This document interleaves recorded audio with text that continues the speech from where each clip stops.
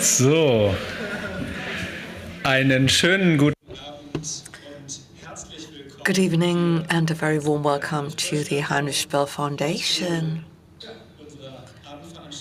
This is an evening event dedicated to 40 years of Chernobyl, the history and its new presence. A very warm welcome here in the hall, but also a very warm welcome to you online. I'm Jan Philipp Albrecht. I'm one of two members of the board or directors of the foundation, and I'm very happy that we've managed to organize this evening and to have so much participation and events. I will introduce the program in a minute. By the way, let me tell you, there are interpreters available, so if you want to have a translation from English into German, from German into English, go and get headsets and listen. In 3 days, it will be the 40th anniversary of the Chernobyl nuclear disaster, and some might be tempted to say, doesn't the Green Foundation have anything better to do than to keep rehashing this old story every 5 years on every milestone anniversary? After all German nuclear power plants have been shut down. Now, you wouldn't be here if you shared that view. Without a doubt, Chernobyl is deeply rooted in the history of the Green movement. Chernobyl made the demands of the anti-nuclear movement capable of winning majority support. Chernobyl sharpened awareness of the risks of technology that still concern us today. And Chernobyl was the moment when citizens took responsibility for education and knowledge production. And Chernobyl was the turning point where resistance to nuclear power became a commitment to the energy transition. And yet, one cannot claim that we truly learned from Chernobyl. Fukushima proved that, and Russia's war against Ukraine over the past 4 years proves it once again. Unfortunately, even if history does not repeat itself, the acute danger of nuclear radiation is back in Europe. Back in 1986, it was the Soviet regime that recklessly steered the country toward a catastrophe and was then unable to manage it. Today, the Kremlin is deliberately provoking the precarious security situation at Ukrainian reactor sites and exploiting the potential for disaster to its military strategic advantage. What both situations have in common is totalitarian disregard for the risk of radiation exposure to people and the environment. During the occupation of the area around the old disaster-stricken reactor in Chernobyl in March 2022, the Russian military leadership even had its own soldiers in dig trenches in the contaminated soil, completely unprotected. A year ago, a Russian attack drone bombed the hole in the new protective shell surrounding the radioactive remains of the old reactor. But all other nuclear power plants in Ukraine are also directly or indirectly threatened by the hostilities. Even if we look at Iran, nuclear facilities are not spared in war, even though internationally agreed rules for nuclear safety in the event of conflict requires this. The world has no answer to this, and we haven't even begun to discuss the political implications. This is the global security dimension that makes this anniversary so relevant today. At the same time, it's worth revisiting the reactor disaster today as a defining historical event that, with all its consequences, has become part of the political socialization of this federal republic. This is all the more true when we look at the shaping of the green political identity in this country. Following Germany's nuclear phase-out, generational change, the crisis of democracy, global uncertainty, and technological revolutions, political stances and identities are currently being significantly shaped once again, and people are becoming politicized. I'm pleased that this evening we will reflect on the significance of Chernobyl from these various perspectives. Let us recall together how our society in Germany, but also the societies in Eastern Europe that were directly and far more severely affected, reacted to this crisis at the time, and what lessons we can learn from those experiences for today. As those of you here may have already seen outside, in addition to this event program, to the debates we will have here and the readings. We have also put together further informational resources for you. First, there is the exhibition. Chernobyl is everywhere, which we will open here on our bel etage at the end of this event. And secondly, I would like to highly recommend our 2 collections of current texts in our online dossiers for the anniversary, Perspectives on a Green History and Nuclear Power in Eastern Europe. For all of this, I would like to extend my heartfelt thanks to the colleagues here at our institution who contributed, namely the teams for Contemporary History, the Green Memory Archive, and Eastern and Southeastern Europe, and of course to our ever-supportive colleagues from Communications and the Conference Office. And that's all from my side. I would like to, well, that's your applause. So I hope you will enjoy an interesting evening, and I would like to give the floor to Robert Speerfeld, who will be our host tonight.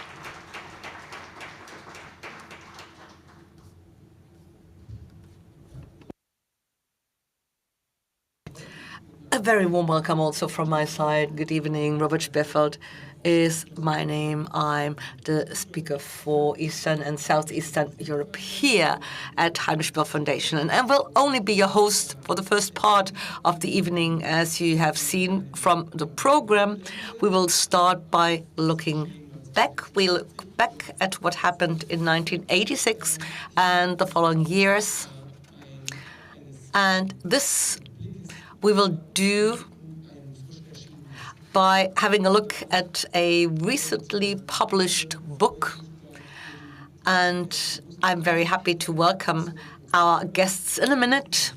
But I would like to also tell you what's going to happen afterwards. We will have 4 input presentations, brief introductions, offering us different perspectives. There will be a short break afterwards, and we will have 2 panel discussions, 2 rounds, one here, one in the hall on the other side of the floor. But we will tell you afterwards and before the break again what will happen where, and then we will open the exhibition. But now let me start with the very first part of the evening, i.e. our retrospective. We are looking at a book which has the title Reactors Don't Explode. That's what it looks like. And I'm very happy to welcome one of the co-authors of the book, Stanislav Dvornitsky, and we shall see him in a minute. A very warm welcome, Stanislav. Good evening. And Tina Hammer is here with us, who will be on stage with me, and she will read from the book.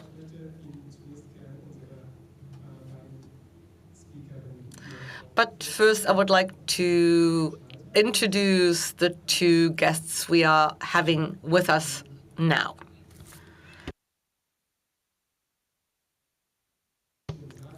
The book bears the title Reaktoren explodieren nicht, Reactors Don't Explode. And this is what it looks like. It's the cover of the book. The book was published 5 years ago in Ukrainian language in Ukraine. And at the occasion of the Leipzig Book Fair, a German translation has been published.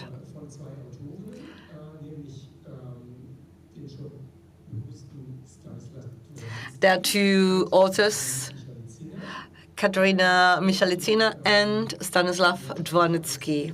And the German version was published by Woland and Christ and was translated by Claudia Drate.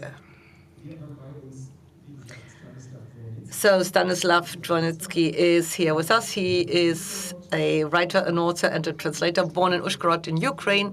He studied micro and nano electronics in Lviv and political philosophy in the Czech Republic, where he has lived since 2017. and he works in the field of democracy development in Eastern Europe, among other fields. That's one of his focuses. And then I'm happy to welcome Tina Hammer. She is a translator from English and Ukrainian. And together with Jutta Lindekugel, she translated Valodenko's latest work.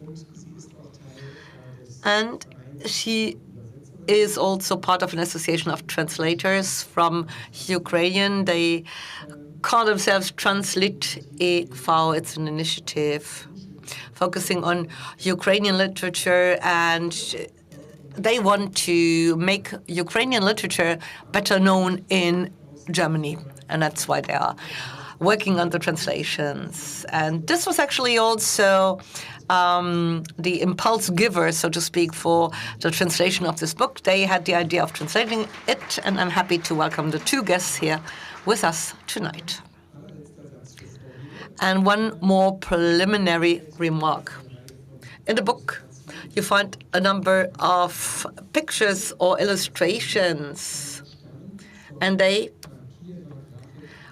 were made by the Studio Serigraph. It's a graphic agency in Kiev.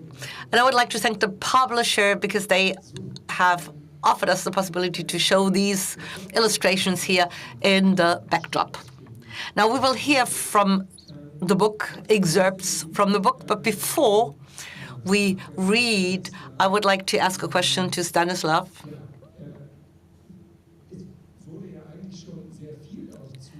A lot has been written about Chernobyl in the last years.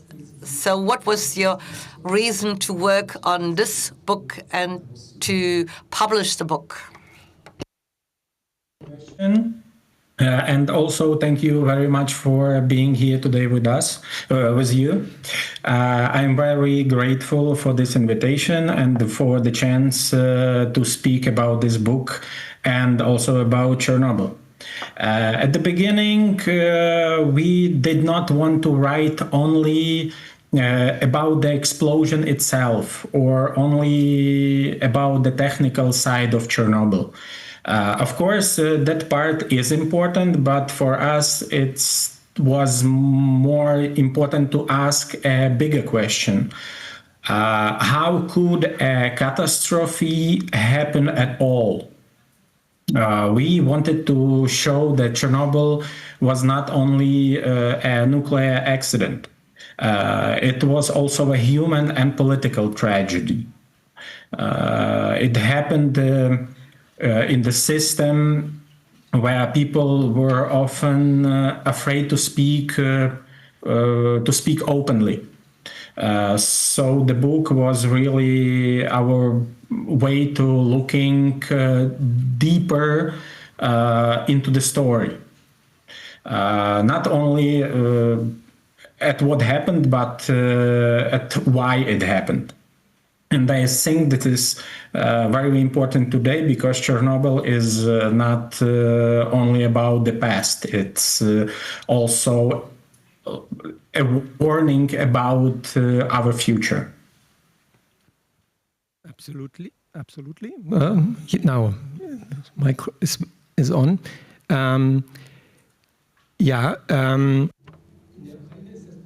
Right. The book was published in Ukraine 5 years ago, so I would like to ask a follow-up question. How did people receive the book? What did they think about it, especially the younger generation, because they are a target group in order to get an idea of what happened and what Chernobyl means. So what reactions did you get in Ukraine in view of the book, or with respect to the book? Thank you for the question. Of course, the young people know something in Ukraine, know something about Chernobyl, but the biggest part only from books in the school, or maybe some stories from their parents or great parents, and maybe they saw, I don't know, maybe the serial Chernobyl from HBO, and that's it.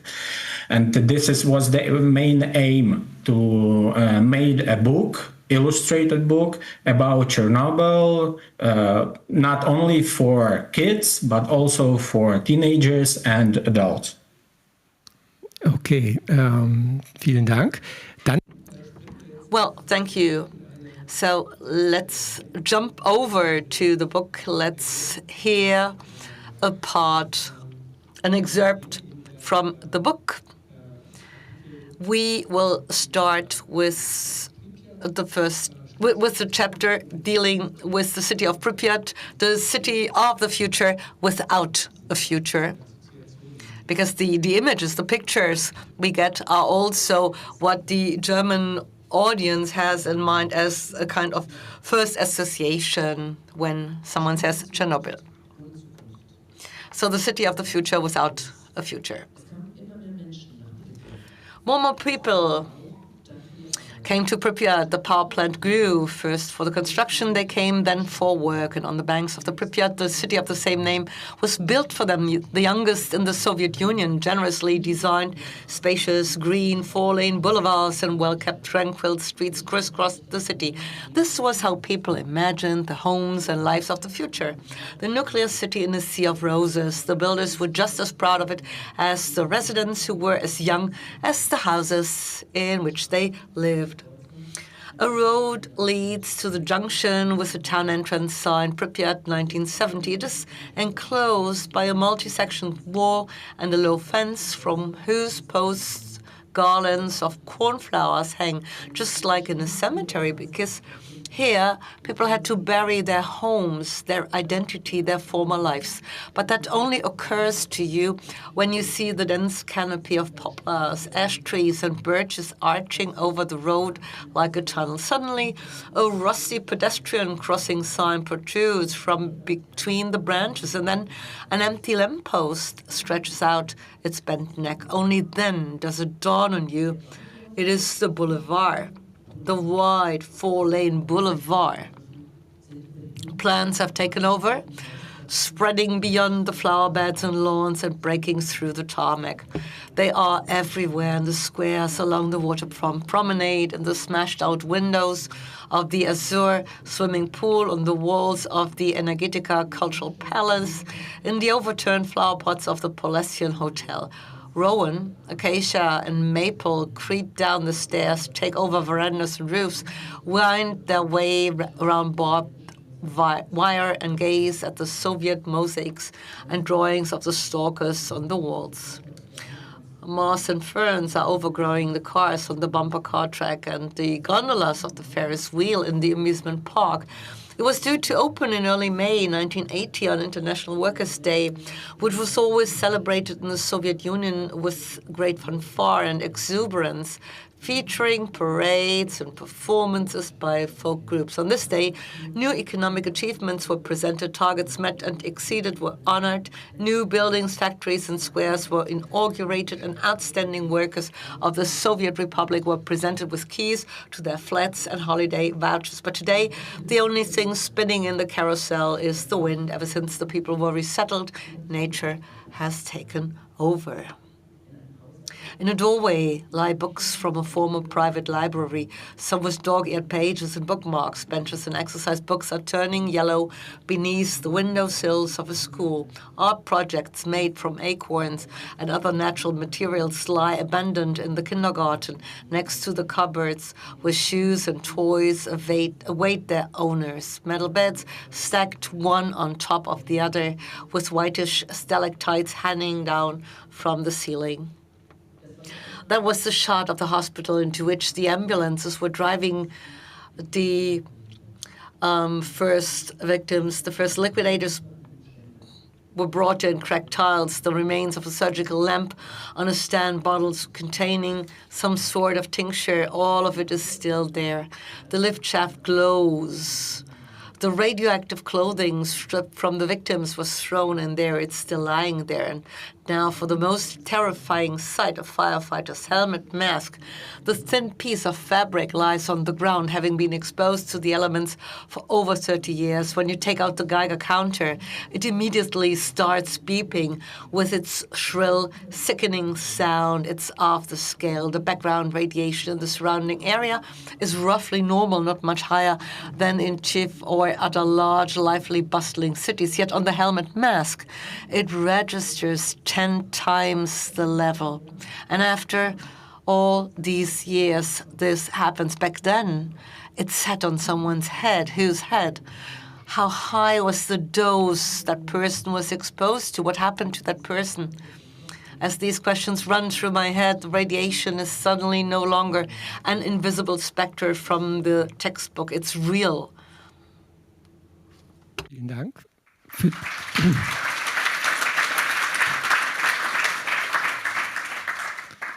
Vielen Dank. Thank you for this first excerpt.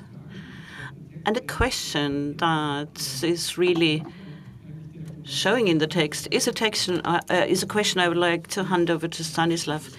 Before this picture developed that we heard about, there were people there. What happened to all the people that used to live there? And what happened to the firefighter? Really important question. For many people, everything changed almost overnight. They had to leave their homes very quickly, often without fully understanding what's happened and what had happened. Many thought they would return soon, maybe next day, maybe next week, but they never did. So Chernobyl was not only a nuclear disaster, it was also a human tragedy of their displacement, if I can say something like that, their loss and broken everyday life. And sadly for Ukrainians, this experience of losing home became painfully real again after Russian full-scale invasion in 2022. Eine Anschlussfrage noch. One second question, if I may. We are talking about Pripyat, the city that was built especially for the workers of the nuclear power plant, a very young city. Nearly everybody who lived there had recently moved in. Is there also maybe another type of population, a population of that whole area that has lived there for a long time and also had to leave? How did they feel about the consequences? Maybe their experience was different because they had always lived there and had very deep roots there. Do people talk about that today? I know I have some, I could say, friends who was in Chernobyl live in Chernobyl in 1986, but they don't like to talk about this. But I was in Pripyat in Chernobyl, and that's why I have some personal connection to this place and of course to our book. For me, this connection is very personal, first of all, because I'm Ukrainian, of course, and Chernobyl is not just a famous historical event that I know from books. this is really big part of Ukrainian memory, and a part, as I would say, Ukrainian civilization experience. It happened in Ukraine, and its consequences became part of many Ukrainian lives and families. It also became, as I said before, a personal for me when I visited Pripyat. That was a very, I would say, strong experience when you walk through an empty city, empty houses, empty children gardens. You feel that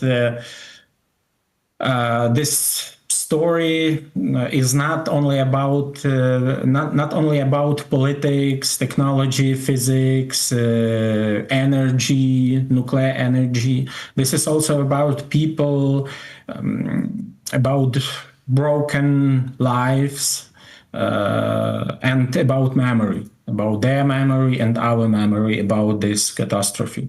So for me, working on this book was not only about telling a historical story, like only a story. It was also about trying to speak honestly about a tragedy or catastrophe. Everyone can say, use another word.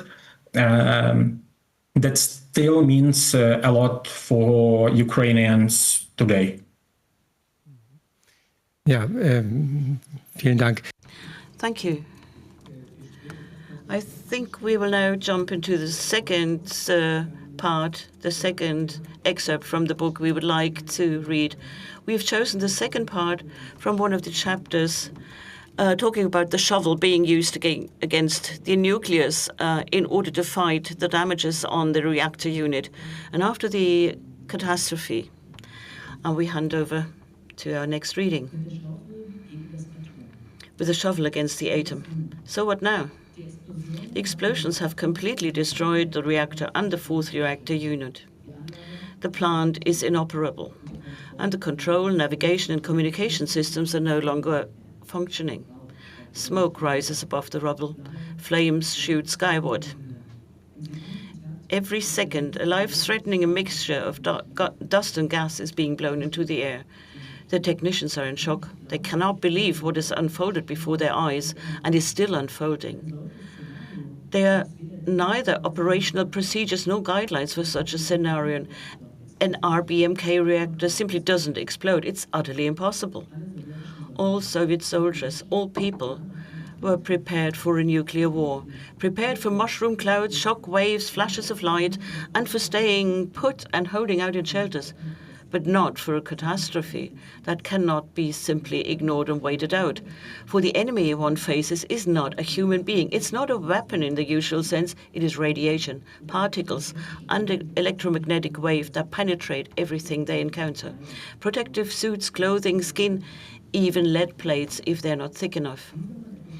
Now, how can you combat something that attacks the body at the level of its cells, molecules, and atoms, and you cannot even see or feel it? Although some people said after the accident that the air near the power station smelled like it does after a thunderstorm, fresh like ozone. Some people claim they have noticed a metallic taste in their mouth. But however you look at it, nobody was prepared for such a scenario. After the firefighters had extinguished the fires on the roof quickly, they were instructed to pump water into the exploded reactor block. Inside, the uranium fuel was burning, reaching temperatures of thousands of degrees without the nuclear fission being slowed down. Water was, to put it mildly, of little help in this situation. Worse still, it evaporated before it reached the fire. carrying the radionuclides, which contaminated everything they came into contact with everywhere. The steam settled over farmland, entered the river water, and condensed on the uniforms of the firefighters and power station workers. It is rarely mentioned that it was the nuclear technicians, the turbine engineers, electricians, and plant operators from Alexander Akimov's shift who were the first to extinguish the destroyed reactor and the small fires that had broken out here and there. They cleared away the debris, shut down the equipment and systems, and salvaged what could be salvaged. Together with their colleagues, they secured the neighboring power station units, particularly Unit 3. None of them had any anti-radiation suits. They were wearing just their normal work clothes, and they did not have any equipment available to measure the actual radiation levels. According to witnesses, there were only 2 high-powered radiation detectors for 1,000 Röntgen in the entire power station. One such detector was buried under the 4th reactor block. And the second, after the metal door of the storage room had been opened and was retrieved, it proved to be inoperable.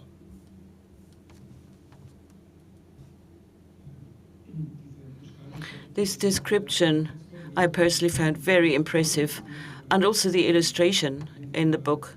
This lonely firefighter in front of this huge, enormous reactor. And at the same time, it's a part of the book that made me think about a question that I'd like to pass on to Stanislav. You as authors, how did you look at the dilemma, the way people tried to fight this disaster? Of course, something had to be done in order to stop the distribution of radioactivity, but at the same time, they've tried to do just something. And because they did what they did, people were completely unprotected. And of course, the inevitable consequence was they would be ill and they would suffer damage to their personal health. How did you decide to somehow show the ambiguity? Thank you. This is the big difference between Soviet Union and I would say Japan, when they had their own nuclear catastrophe in Fukushima, and they show how the situation can be liquidated in some other way. That's why I want to say that in Soviet Union in 1986, everyone was victims of the regime and also of the catastrophe. And this is one of the most important things. Because there are many different kinds of victims, like plant workers, and as you read, the firefighters, liquidators, evacuated families, children, retired people, and people who suffered later in very different ways. So Chernobyl is not one single story of suffering, if I can say something like that. It is many human stories connected in this catastrophe. That's why I'm trying to say that in Japan it works in some different way. And of course the disaster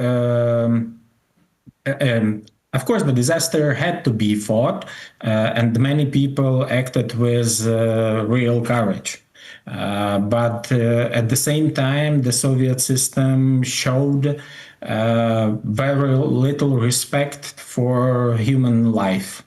Many people were sent into dangerous conditions with too little protection and too little information, what was maybe much more terrible for these people. So there was both necessity and also a very painful level of cynicism. It is a different form that, as I was saying before, this same disregard for human life can also be seen in Russia's war against Ukraine right now. Das wird nach Yes, of course, we are going to speak about this in the course of tonight's event. Let me come back to something else. Tina, talking to you. You work at Translit, an organization that deals with Ukrainian culture, literature, identity, and ways to bring that culture to Germany. What do you do about Chernobyl, this event? How do you deal with it? Provocatively speaking, one can say it's a singular event in Ukraine, and it got the international, worldwide attention. Of course, people are interested in that event, but it's a very sinister, very dark chapter of history. And thinking about Chernobyl, you get this negative association to Ukraine. Is that a topic you deal with in your organization? What is the attitude your people, your colleagues in the organization have when it comes to communicating about Chernobyl in Germany? Well, it's similar to the current war. Of course, these are the big topics, and these are the moments where all of a sudden people are interested in Ukraine. Translit is an organization that has been up and running for 16 years now, and Chernobyl has been a topic for a long time. That was the only topic people were interested in Germany.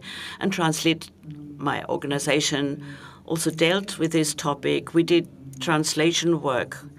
Translit has published a series of translated cartoons. There's a chapter on Lena Kostenko, a contemporary poet that did a lot of work regarding Chernobyl, and we worked on that, and we have Planet Vermouth, which is a title of Oksana Serbushko and also related to Chernobyl, of course. We want to show everything about Ukraine, not reducing the country to a land of disaster, not reducing it to Chernobyl and the current war. But in spite of all of that, we want to make these events also visible. But beyond that, we would like to show the complete and rich diversity of Ukrainian literature. And that is why we currently have, under the leadership of Tanya Machuk and Claudia Date, developed the Ukrainian library. These are the gaps we see. We cannot talk about Ukraine when we talk about these historical awful events. We want to give it its due place in international literature. Many other countries have libraries, also translations into German. We didn't have enough of that as regards Ukrainian literature. And that is why the first 2 volumes of Ukrainian library were published, and the next volumes are going to be published over the next couple of years. So Translit tries to show everything, shows contemporary authors, publishes anthologies on all kinds of topics, like the Soccer World Cup in 2012 that also took place in Ukraine. Davon. Well, time is running. So we will skip the third reading. However, we would like to really invite all of you to get the book and have a look at it and read it. Unfortunately, we cannot sell the book here today, but I will leave a copy outside so you can have a look. And of course, you can get the book at your bookstore. So that's the end of part one of our event. I would like to thank Stanislav and Tine very much for having been here, for having read, for having answered my questions, for having offered us insights into their work. And I will now hand over to my colleague Klara Fritschkatska, who will host the next session.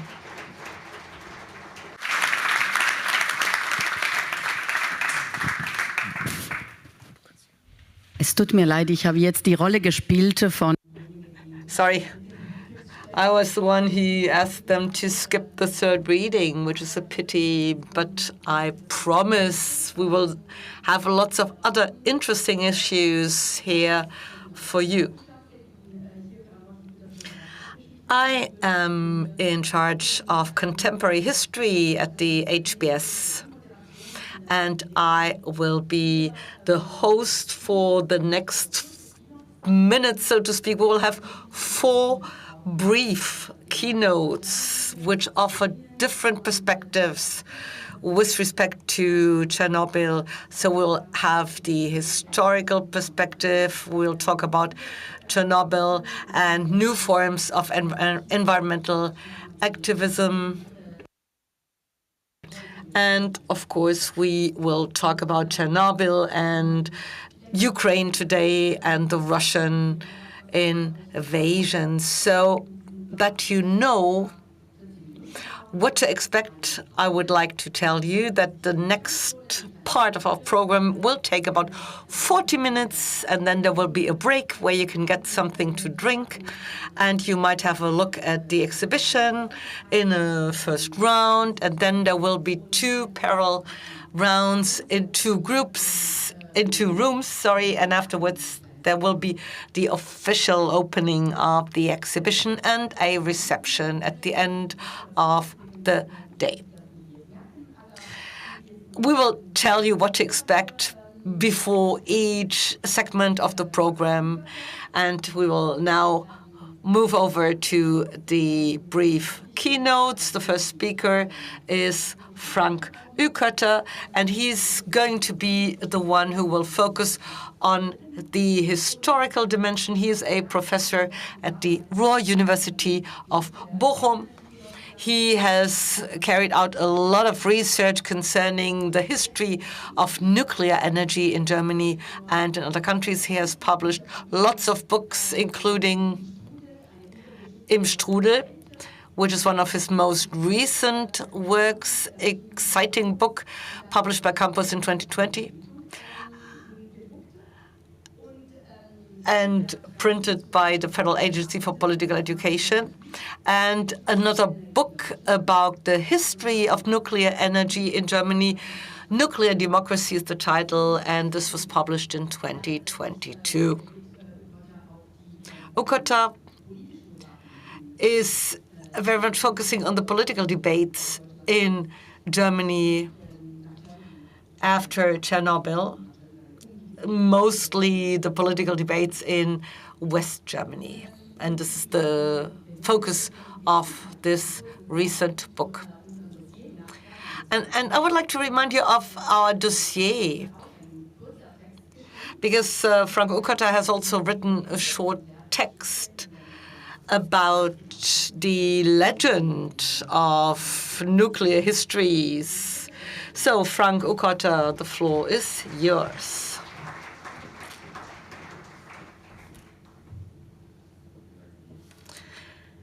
Thank you for your introduction, the kind words of welcome, dear listeners.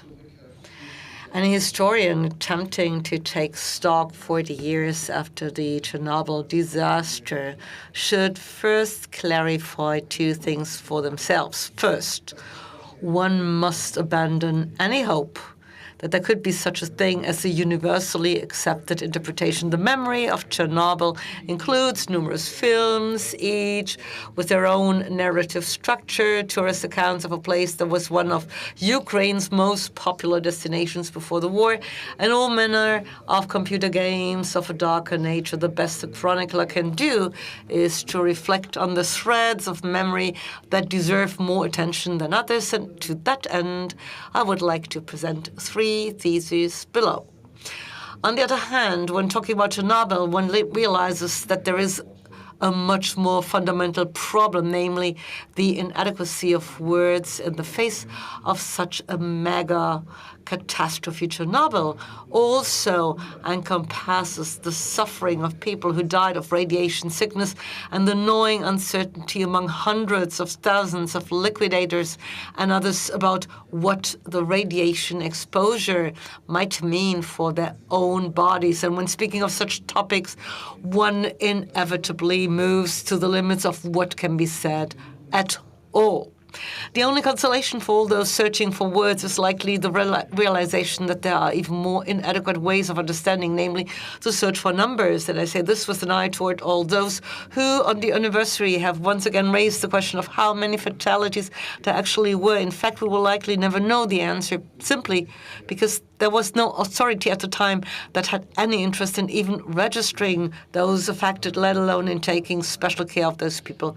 For me, the question of the death toll reflects our modern obsession with using quantitative methods to gain clarity on things that are beyond our imagination. Talking about Chernobyl is, at best, an approximation of an event that challenges our imagination, indeed threatens to shatter it. 40 years after the disaster, it is all the more important to emphasize all of this really happened. Chernobyl is not just a nice setting for video games, but a place where the failure of the nuclear project became evident. I say this with an eye to the current debate on nuclear energy, which has a certain air of flippancy, as if it was merely a question of technological openness and not, in fact, a rather complex and rather dangerous technology. And I say this with an eye to all those in the nuclear energy industry who, in the years and decades before Chernobyl, had declared that such a disaster would never happen. The anthropological shock of Chernobyl, this is to quote Ulrich Beck. This is one of those your traditional Ulrich Beck quotations.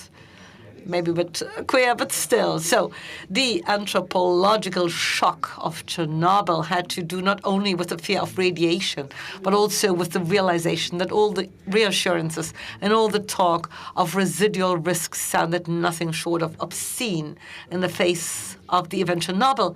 For the nuclear industry, that was the disaster that should never have happened.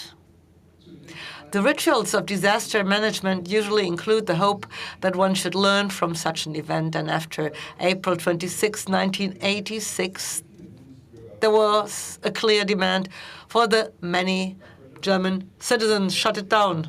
40 years later, one could take the easy way out and note that we have at least finally achieved this for the Federal Republic. This is the first major anniversary of Chernobyl since the shutdown of the last German nuclear power plant. But be careful.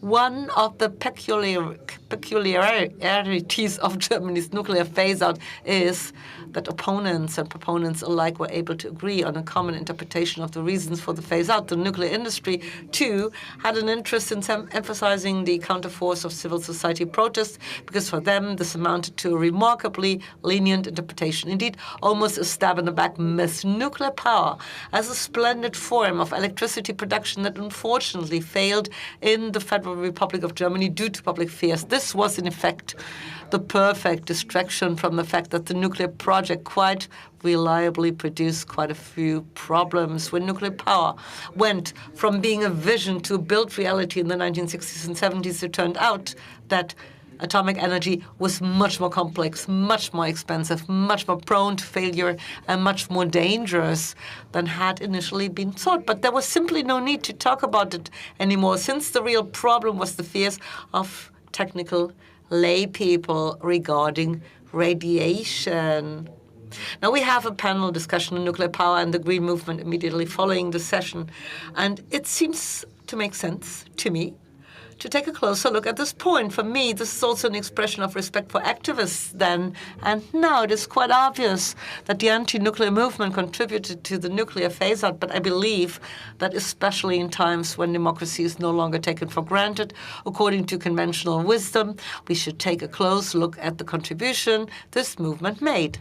There were massive protests, especially after Chernobyl, and it was clear that these protests reflected a widespread sentiment. But in my view, two other factors were decisive. First, the counter-expertise that made it possible to critique nuclear projects with detailed knowledge and high competence. And secondly, the willingness of a fairly small group of activists who stayed in the course for years and decades and did the legwork of the resistance, publishing leaflets and magazines, debating the right tactics in endless meetings, attending hearings and court dates, and simply refusing to give up even after decades of running on a hamster wheel.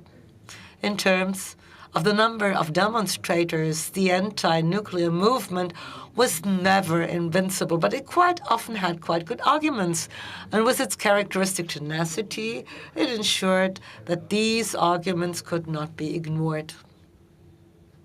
To put it somewhat dramatically, the persistent resistance of civil society ensured that those who were right ultimately prevailed. And as a historian, I know that this is unfortunately not the norm at all in the context of environmental protest. I would like to raise a third point in the time I have left after the disaster of April 26, 1986. One often heard the slogan, "Chernobyl is everywhere." I mean, this is also the title of the exhibition we are going to see today. But at the time, people also said Chernobyl is everywhere.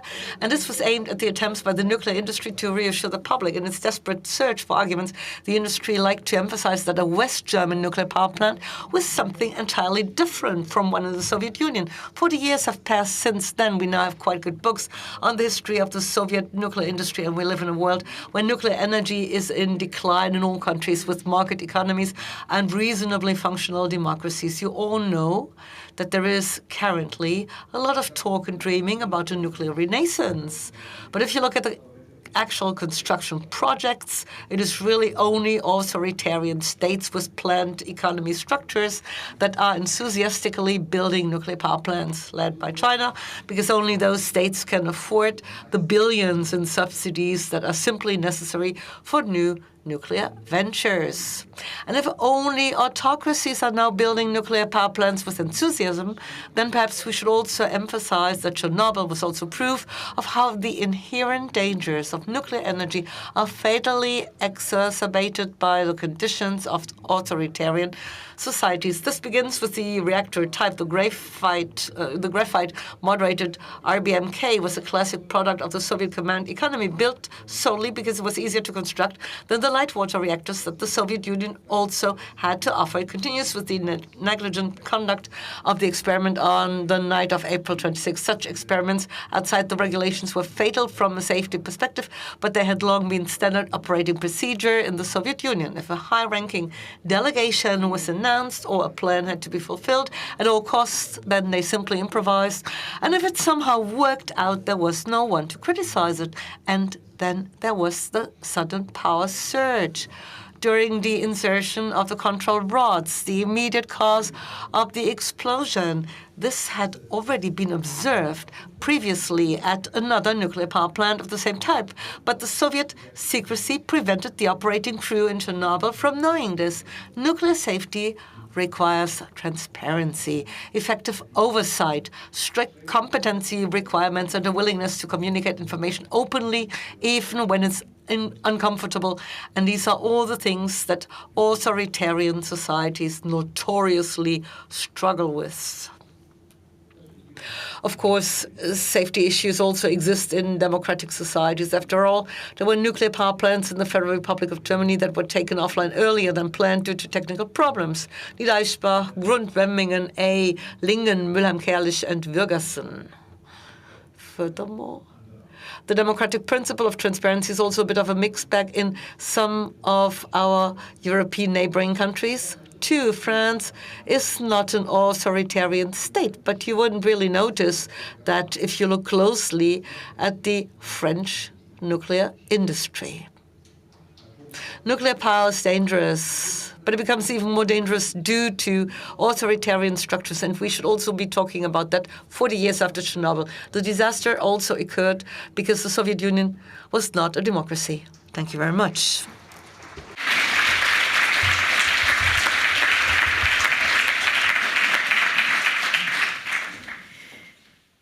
Ja, vielen Right, thank you very much. Frank Uekerter, thank you. I would like to hand over to our next speaker right away. We will now leave history behind and talk about the present. I would like to introduce Carla Remsma. We asked her to talk about the question of what does Chernobyl mean for the new generations, the younger generations of climate and environmental activists. Carla Remsma is known to most of you. She's a climate activist, and she's also one of the founders of Fridays for Future here in Germany. And she's the spokesperson for Fridays for Future. She studied integrated natural resources management at Humboldt University, and we look forward to your presentation.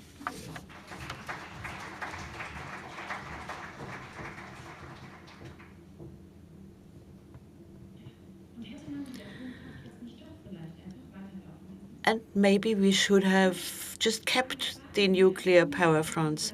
This is a question that I've been thinking about as a climate activist. I get this question time and again. Journalists ask me, critics ask me, interested citizens ask me, and always there are twofold intentions, with the exception of those who are really interested in that. There are some people who think now we can sort of set off the climate activism against nuclear activism, and they sometimes accuse us of not having probably understood. I'm Carla. I am a climate activist at Fridays for Future, and I think we as the climate movement can learn a lot from the anti-nuclear movement. And we build on what has happened in the past and the activism of the past, and I'm very happy to be able to talk about that over a couple of minutes. When the Fukushima disaster took place, I was 12 years old. And when the Chernobyl disaster took place, I wasn't even born yet. The nuclear phase-out in the year 2000 was an event I didn't really notice, but then in 2011 I noticed very well what it meant that they didn't want to phase out. In 2011, there were reactions after Fukushima, but then the phase-out and the reversal of that decision, that was the first demonstration I attended. I was 12 years old, and I told my parents, I want to be there. We have to do something. Let's go there. It was a kind of mix of childish naivete, and I thought, well, decisions have to be taken on the political level. It's a bad idea to keep up nuclear energy, and I was convinced things would change quickly. Well, I thought so, and it didn't happen. I thought when I was 12 that, well, politicians would always stand up for the interests of people, want to have a good future, and they can be convinced by our good intentions. Now, fast forward 8 years later, 2009, and I organized demonstrations against coal-fired power. And people keep asking me, shouldn't we have kept nuclear power plants? We organize climate strikes. We are always asked, how can we reduce emissions on a private household level? But still, the same question about nuclear energy keeps cropping up. And then we always see that people have stood up against nuclear energy. They might have made a mistake, because if we are serious about climate protection, then we should keep nuclear energy. If people think so, they haven't understood history. I am convinced there are clear links between the anti-nuclear movement and the climate movement. And the reasons are that the climate and environmental movement has learned such a lot from the anti-nuclear movement. People have blocked open cast coal mines. People block the access to new gas-fired power plant construction sites.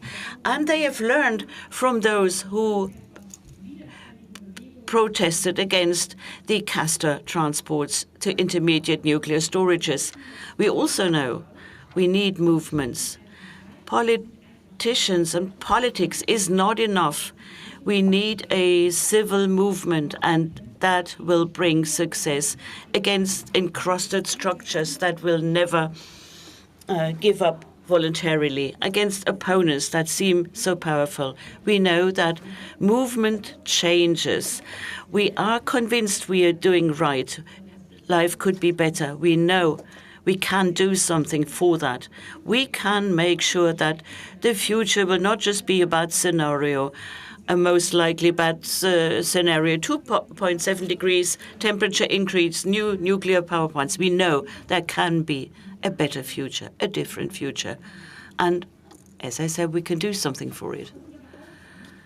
And what unites us when we look into the future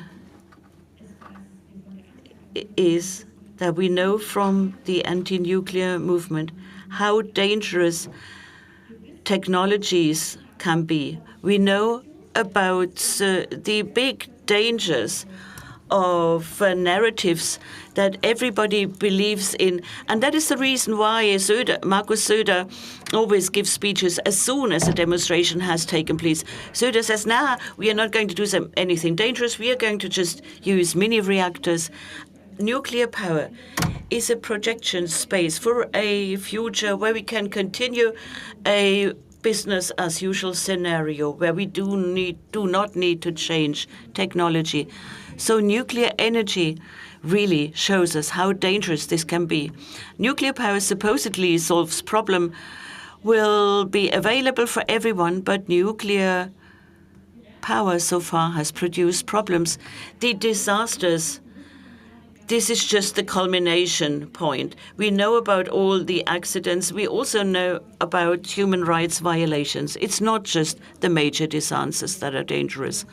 And we see the very same thing when we look at the narrative of the nuclear phase-out, and we can understand what it means when they say, well, we just need a few power plants to cover peak load demand. But we see what happens. We also see gas power is not a solution. We see it in Argentina, where fracking has started. I also would like to thank everyone who was active and is active in the anti-nuclear movement. Thank you for teaching us valuable lessons.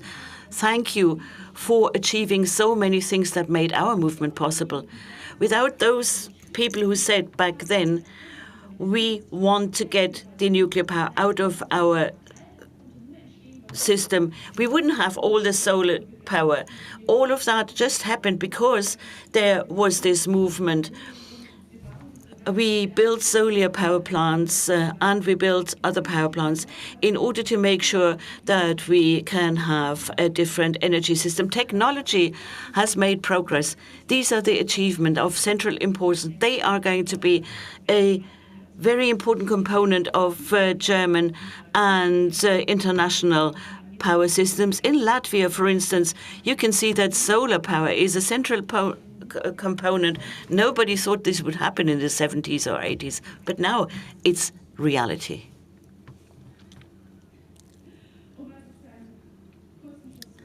In summing up, let me say we are united because we know there is no such thing as a magic technology that will give us eternal prosperity. It's a huge problem to believe that.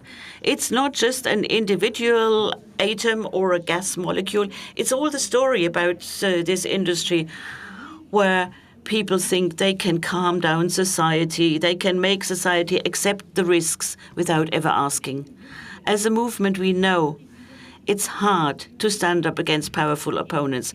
It's hard to stand up against components who are very much united, where you think you can never prevail. But we know protest in the streets gives results. And we also know we have to keep doing it. If you give up, then we would not have a phase out of nuclear energy.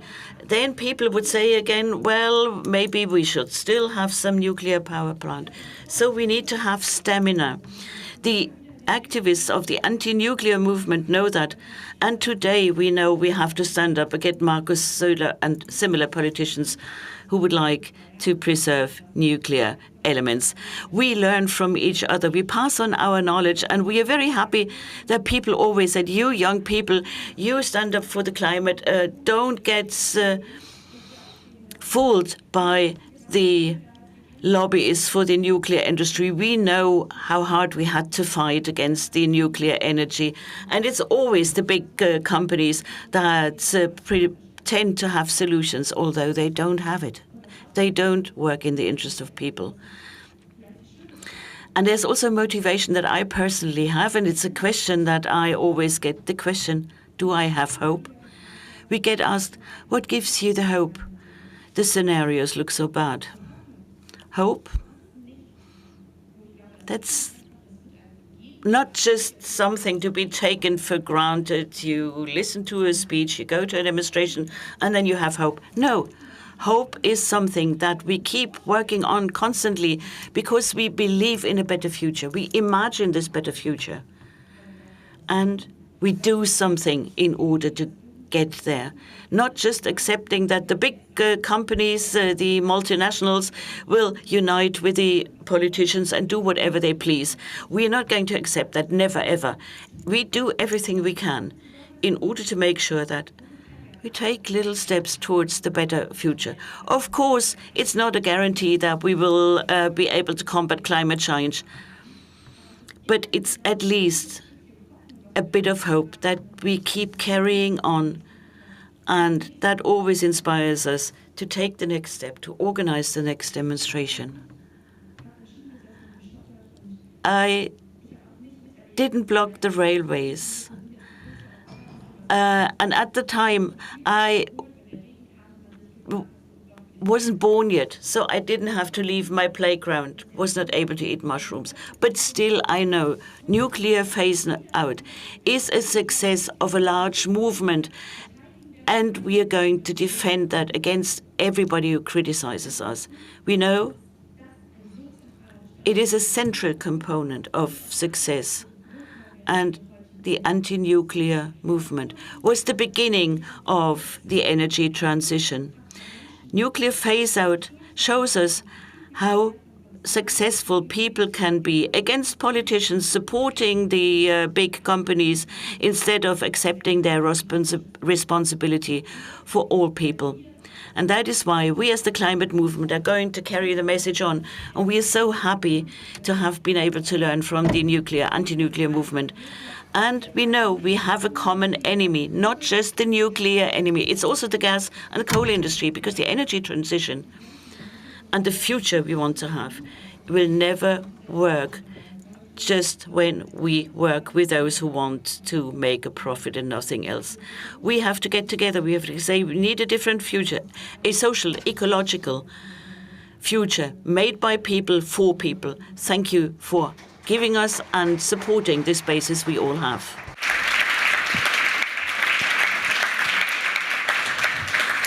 Vielen Dank. Sehr schön, dass wir von der Geschichte aus auch. Yeah, it's good to talk about history and the future.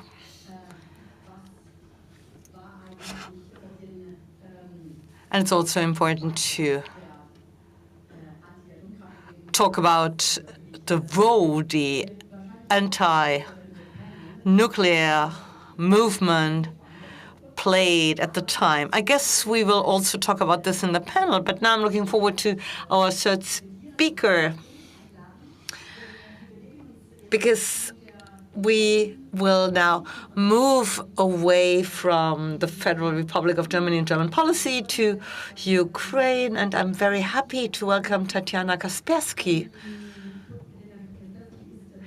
She is a scholar of political studies, a senior researcher for nuclear and environmental history at the Södertörn University of Sweden, and she is focusing on nuclear energy and the history and policy around this in Central and Eastern Europe.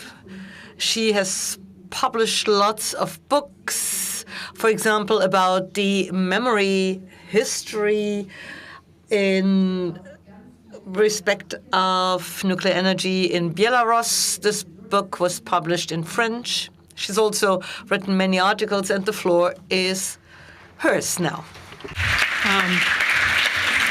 There will be PowerPoint, because it was so nice to see the speakers talking about PowerPoint, so I thought maybe I will skip it too, but because we have it. As someone who was born in Belarus and someone who researched Chernobyl history and nuclear history for more than 20 years, I'm usually quite annoyed with the discourses about all those lessons that we learned or not have learned from Chernobyl. And maybe it was because in this discourses we often talk about Chernobyl as if it's an event isolated in the past, an event that has passed. But since the Russian invasion of Ukraine, which again put this zone in a spotlight, I think it's pretty clear for everyone that Chernobyl disaster still go on and still teaches us important lessons. So now that 4 years have passed, 4 years of the war and the initial shock sunk in, I'm asking myself, what is Chernobyl teaching us?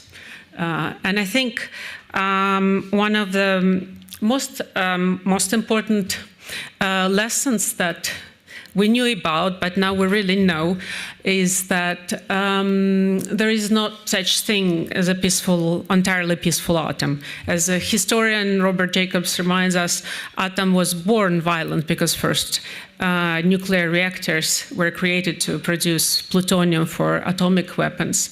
And both civilian and peaceful and military nuclear technologies have share infrastructure, share resources, knowledge, people, and so on and so forth. And their effects on nature and people are also very similar.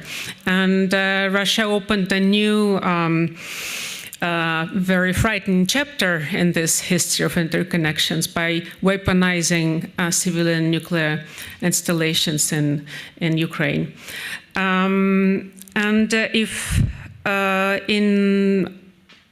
During the Soviet time, Soviet Union always pretended that actually it was forced to create nuclear weapons to fight against nuclear weapons monopoly of the United States and protect the world. But actually, Soviet citizens and Soviet leaders only really wanted to promote peaceful nuclear atoms, and it was very important for Soviet Union ideologically to prove this point. But Russia no longer pretends that it has entirely peaceful nuclear energy. It actually really quite systematically uses different nuclear peaceful, so to speak, civilian nuclear technologies for military and geopolitical purposes. So I just wanted to remind about this very systematic nature of Russia's weaponization of civilian nuclear technologies. So just to emphasize how we should talk about this and take into account very different complex dimensions of it. I find that debates about nuclear energy and this nuclear energy in times of war always focus on some very small, isolated topics, and we really need to understand the whole picture to be able to decide whether we really need nuclear energy to save us from climate change. So first of all, Rosatom is a really huge behemoth, and since it was sort of reborn in the late 2000s under Putin, it really it's a huge enterprise that connects both, includes both nuclear energy production, nuclear weapons production, the entire fuel cycle from uranium mining, enrichment, spent nuclear fuel processing, and so on. Russia has the only unique in the world atomic nuclear icebreaker fleet, which it uses actively to nuclearize Arctic more and more. And it also has submarines. And it also controls a lot of services on the nuclear international markets, which explains why there was no meaningful sanctions against Rosatom after it actually completed one of the biggest industrial theft in recent history, while one occupying a Zaporizhzhia nuclear power plant. Rosatom, we more or less often talk about the fact that Rosatom builds a lot of reactors abroad, and currently, apparently, there are 20 reactors that are being built abroad. But we talk much less about the nuclear fuel for nuclear power plants. There are around 40 VVR reactors, which is Russian for pressurized water reactors, in the world. And until rather recently, the only producer of fuel for these reactors was a Russian enterprise 12. And Ukraine was actually the most is today the most advanced country in terms of fuel diversification, because it started the first one to really actively employ the fuel produced by the American company Westinghouse. But Ukrainian experience showed just how difficult it is to try to lessen a bit the dependency on the Russian nuclear fuel. And today, as you probably know, there is this attempt to extend the German nuclear fuel production plant in Linge with Rosatom. To produce fuel for these reactors that is supposed to be European fuel, but with Rosatom, because it's really very complicated to have some to produce fuel that would work with Rosatom fuel assemblies in the same reactors. And Ukraine has experienced how complicated politically and technologically this process is. Russia also supplies a lot of enriched uranium and not enriched uranium, and activists from Greenpeace did amazing work to try to document and investigate all this dependency on the supplies of uranium. There's also significant dependencies in terms of waste management, because there are a lot of the so-called resources that are exported to Russia. And this is also the question of this nuclear industry that produces a lot of waste, but it's not actually called as waste, so actually often disappears from public debates, like the leftover, the byproducts of the uranium enrichment, the depleted uranium hexafluoride, or the spent nuclear fuel, which is in some countries is considered resource, and Russia provides some parts of the of the reprocessing services. So even, for example, if France had reprocessing facilities and often present reprocessing nuclear fuel as somewhat green technology, it actually depends on Russia for some part of this process because it doesn't have facility for example, uranium reconversion. So Russia really controls many parts of the nuclear fuel cycle, and many countries in Europe and the world depend on Russia for that. And Russia is building this dependence in a rather systematic way, and I think we really need to come to grips with these dependencies and talk about them when we talk about nuclear power. I was quite shocked when Ursula Leiden, a month ago, I think, talked about safe and green nuclear energy. And we need to extend a bit the debates of what nuclear energy is and remind about its connection to nuclear weapons and to other problems and to explain that actually pursuing nuclear energy is also right now helping Russia to pay for its war and continue its war in Ukraine, threatening all of us and our security and safety.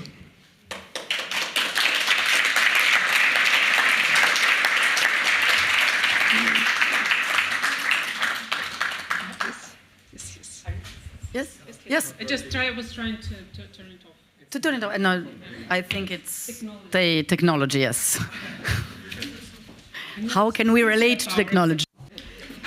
Okay. Vielen Dank.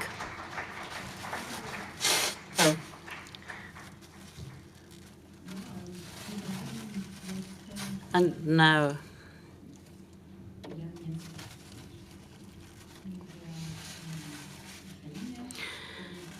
we'll focus on Ukraine. I'm very happy that our last speaker in this round of keynote speeches, input presentations, our last speaker is Oleksiy Pasyuk.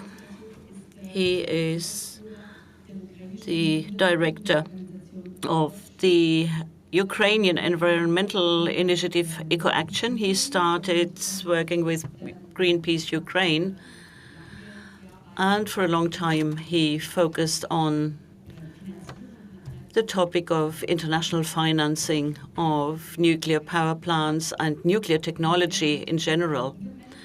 He has studied environmental management, and for decades he's been working with civil society organizations everywhere in Eastern Europe.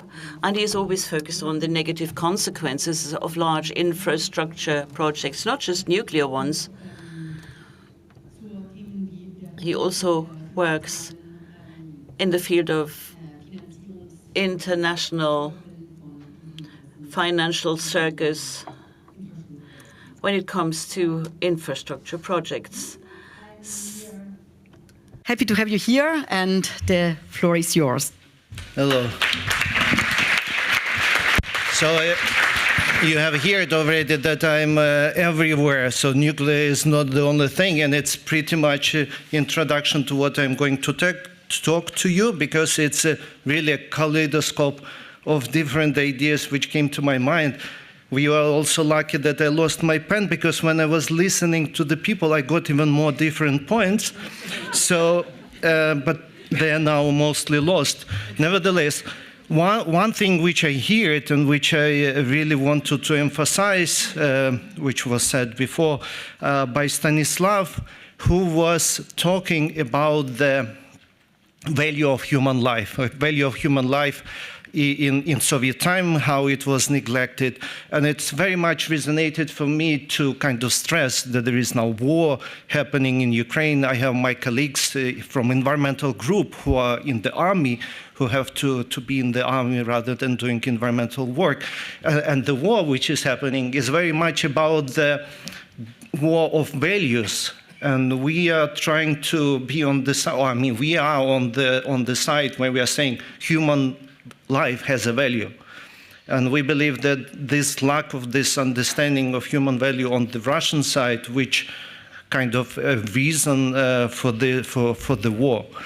And what I'm asked in a way to talk about is what is happening in Ukraine. Oh, thank you so much. Yeah, so that is what's happening in Ukraine and how people even remember what was happening. And I would say, I think the main topic, it's not only this year, but in general, is that Chernobyl is a tragedy.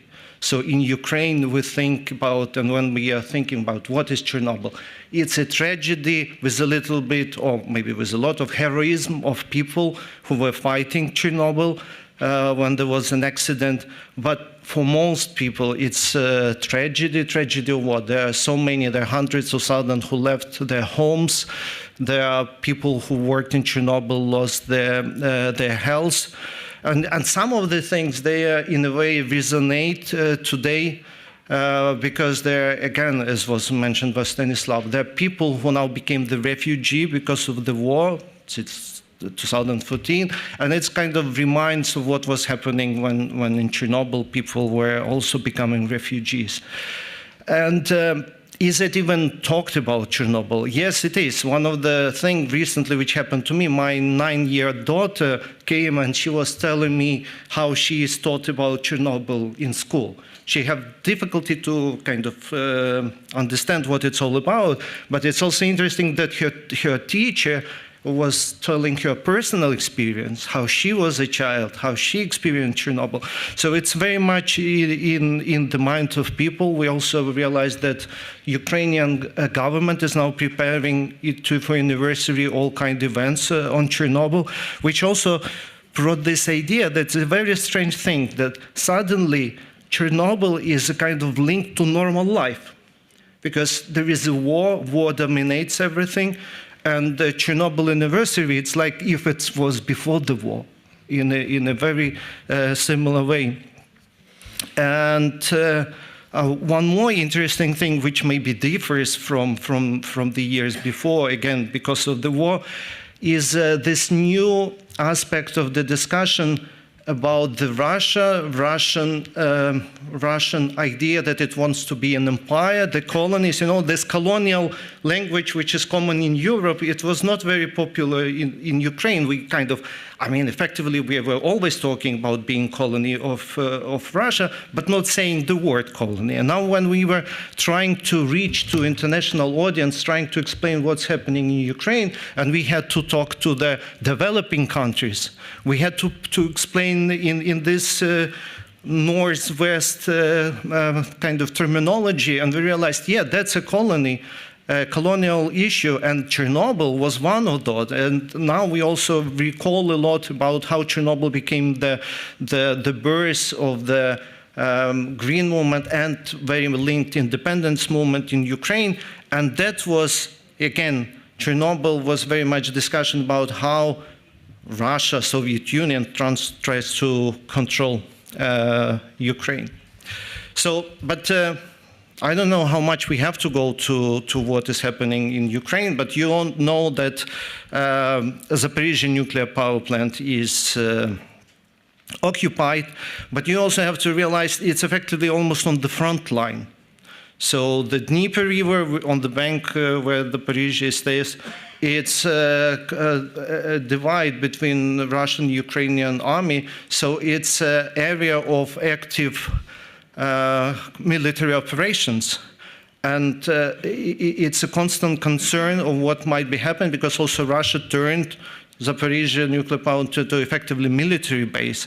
So what it means, it's, it's interesting that we kind of observe potential catastrophe in a small motion, right? It's like if tomorrow something happens on the Zaporizhzhia nuclear plant with high impact, it would not be like very surprising, right? We probably will still be surprised, but we kind of can observe how the tragedy in a way developing on our eyes.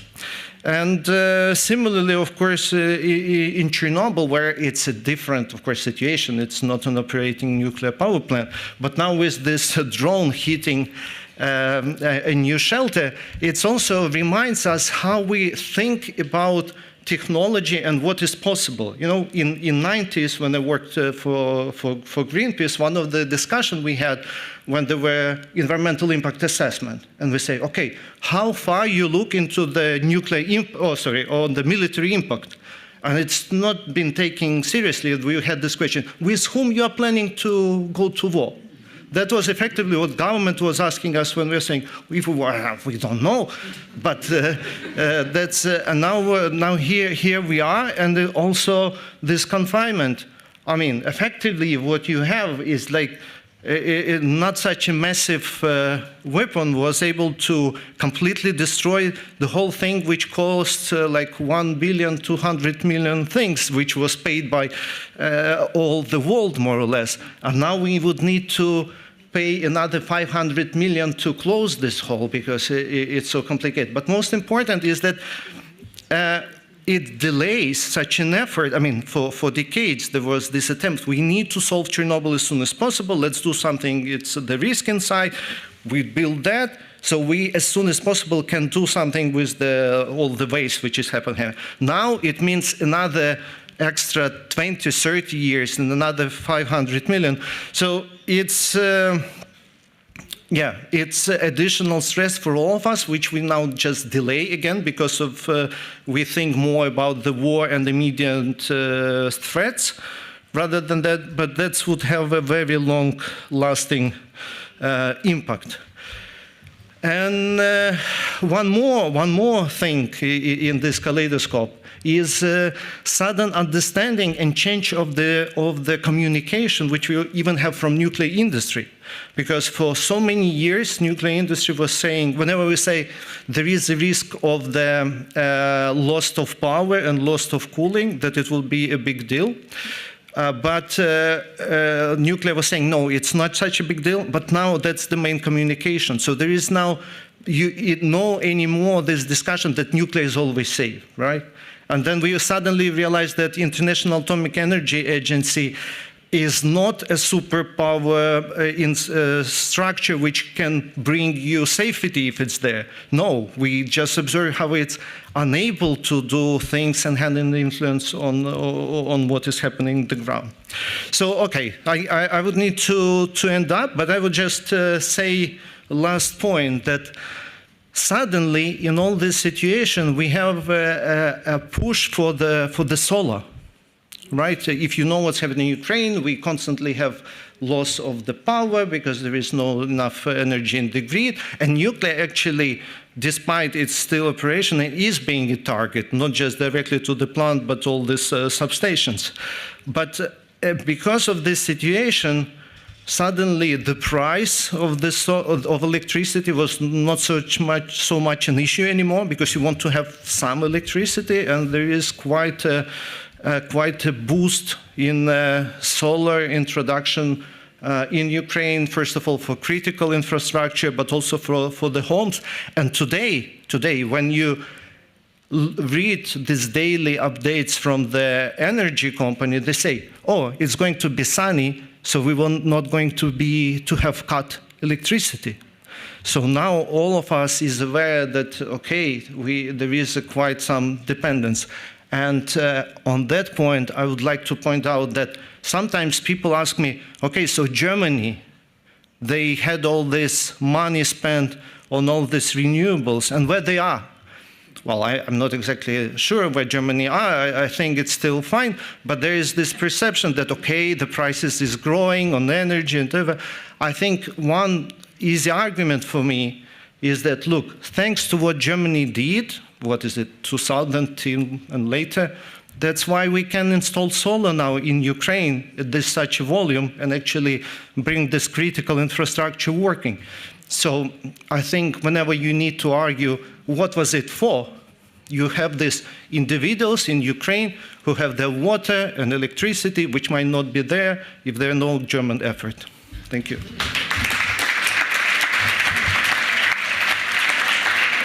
Thank you very much.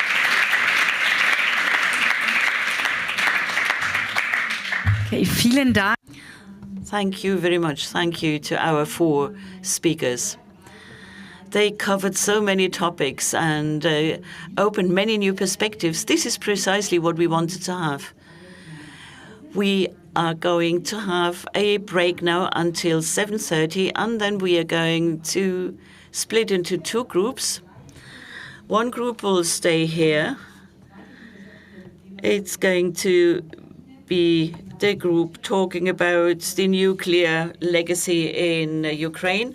We are going to have interpretation into English and German here in this group. In the opposite room, a smaller hall, halls 1 and 2, there we will have a debate on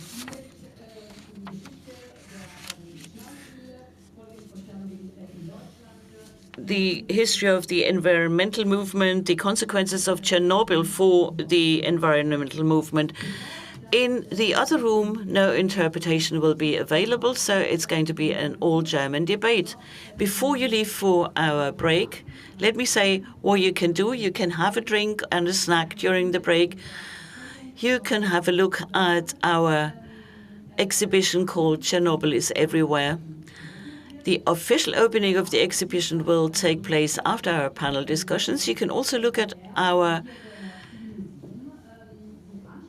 projects that we have organized together with the National Chernobyl Museum in Ukraine.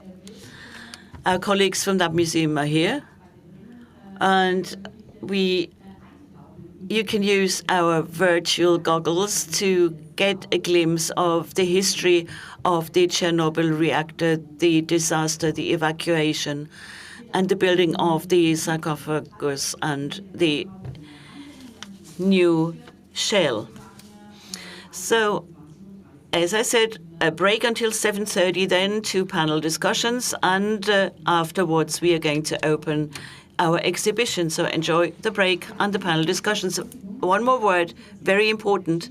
If you're interested in the history of environmental movements in Eastern Europe and Central Europe and in Germany, is invited to join us on the 21st and 22nd of May. There we are going to have our European History Forum, and this year our History Forum is going to be focused on the history of environmental movements in Europe. And on the 22nd of May, we are going to have also a debate on the environmental movements of West and East Germany and Ukraine.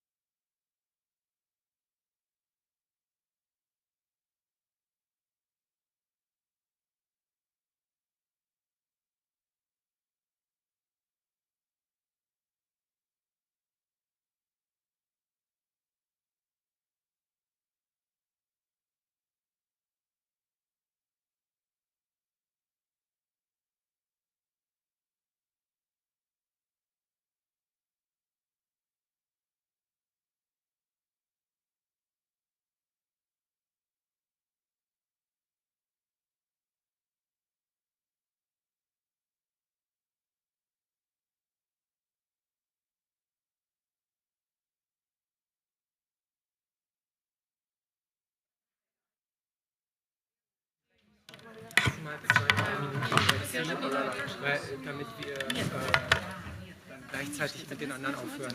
Okay, Alexis?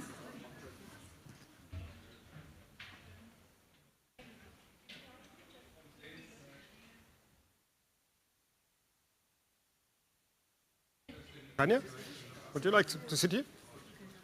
Tanya, Tatjana, whoever. Okay. You like it? Tanya, yes. Tanya, Like it okay. But Okay, just good.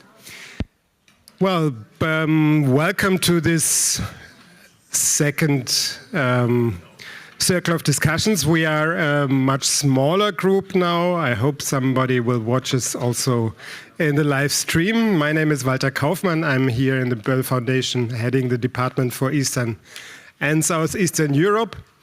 And I would like to introduce to you two of our new panelists. Two of them, Oleksiy Pasyuk and Tatiana Kaspierski, have already been introduced to you and have given their inputs. Welcome to Tatiana Novikova. She has been one of the most outstanding and visible environmental and anti-nuclear activists of Belarus, fighting for many years against the nuclear power plant construction of Astravets, a nuclear power plant station that is just 25-30 kilometers away from the border of the European Union with Belarus, of the Lithuanian-Belarusian border, around 40 kilometers away from Vilnius. And she has been facing a lot of harassments and attacks and detainments by Belarusian authorities due to her activism. And now she lives in the USA, but still continues to work on environmental nuclear issues. Tatiana, good to have you here. Welcome.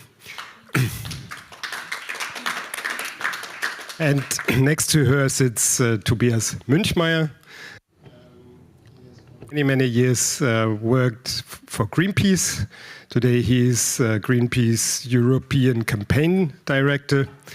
And last but not least, for me particularly important, 30 years ago, he worked for the Heinrich-Böll Foundation, then still based in Cologne.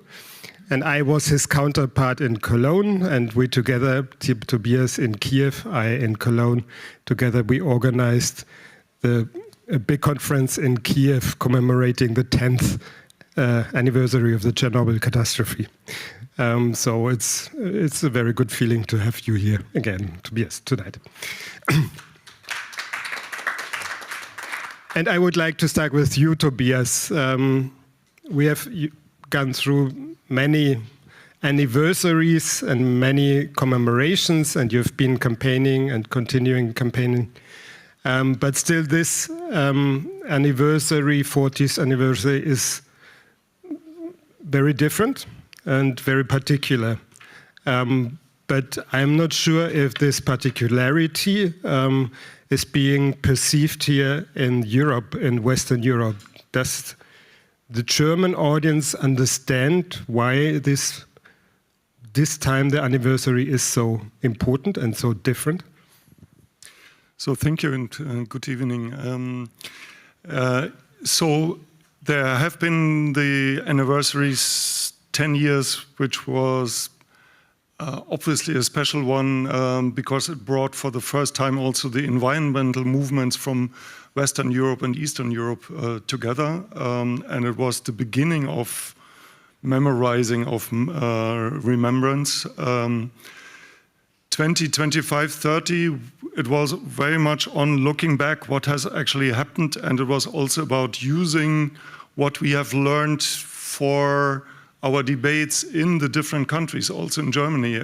So as it was said before, Chernobyl was a key moment for the anti-nuclear movement in so many countries in Eastern Europe, but especially also in Germany. And 40 years is, of course, very, very special because of the war context, of the full-scale invasion.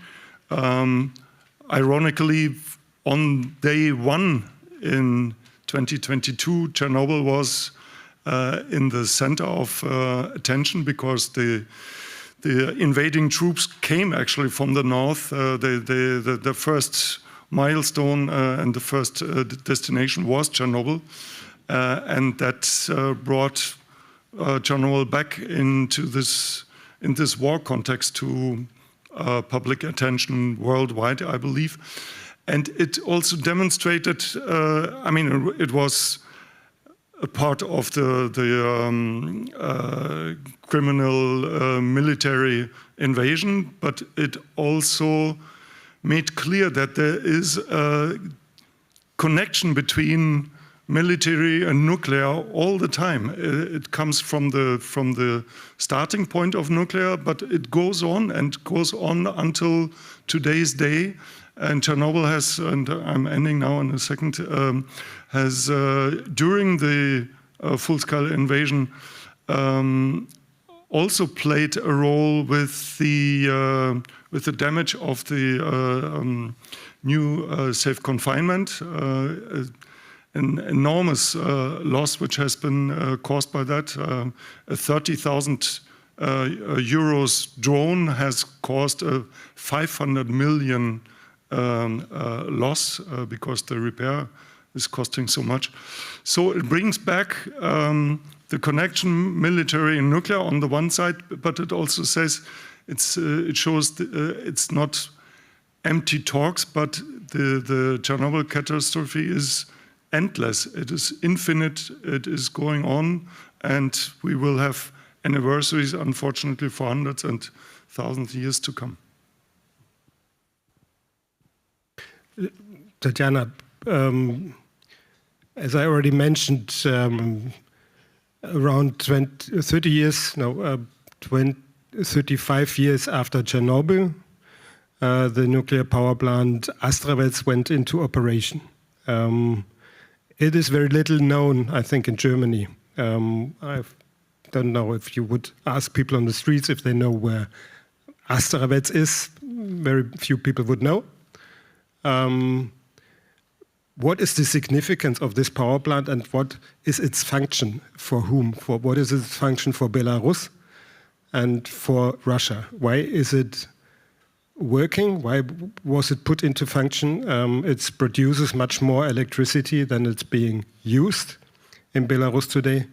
So can you explain us a little bit this complexity? Now it is on, okay. So, yeah, you just mentioned really, your question had an answer in it. Because, right, why do we need it, first of all? Why Belarus needed it? I just want to talk about traditions and loyalty. Two categories. Traditions, the best traditions. Belarus keeps Soviet best traditions.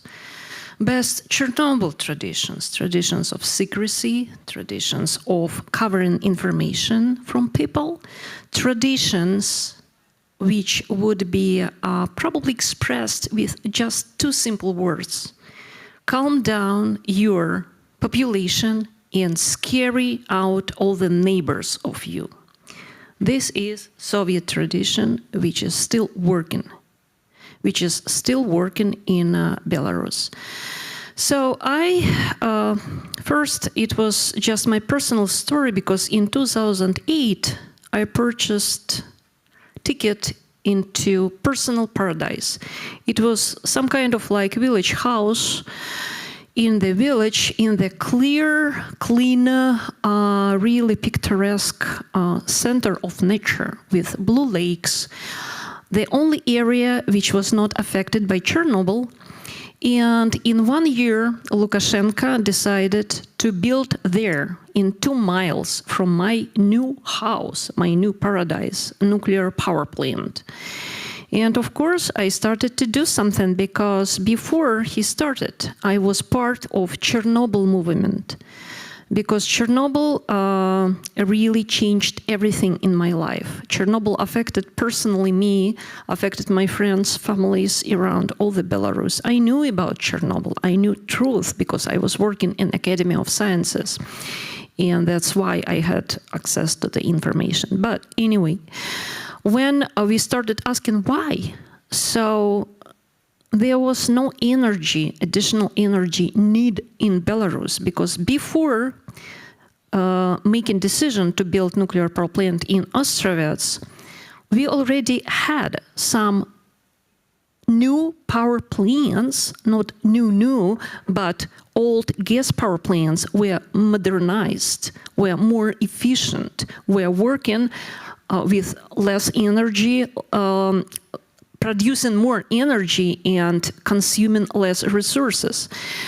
We didn't need it for some kind of like energy needs, and the first reactor would be about 40%, would be producing 40% of all the energy needed in the country. Why? Why do we need it? Also, we didn't have some kind of like facilities to peak load, to balance it in the system, and also the area was not investigated, never, ever during the Soviet time. They did have kind of like investigation why they wanted. So why to build their nuclear power plant, you have to carry out studies. You have to study site, you have to study geology.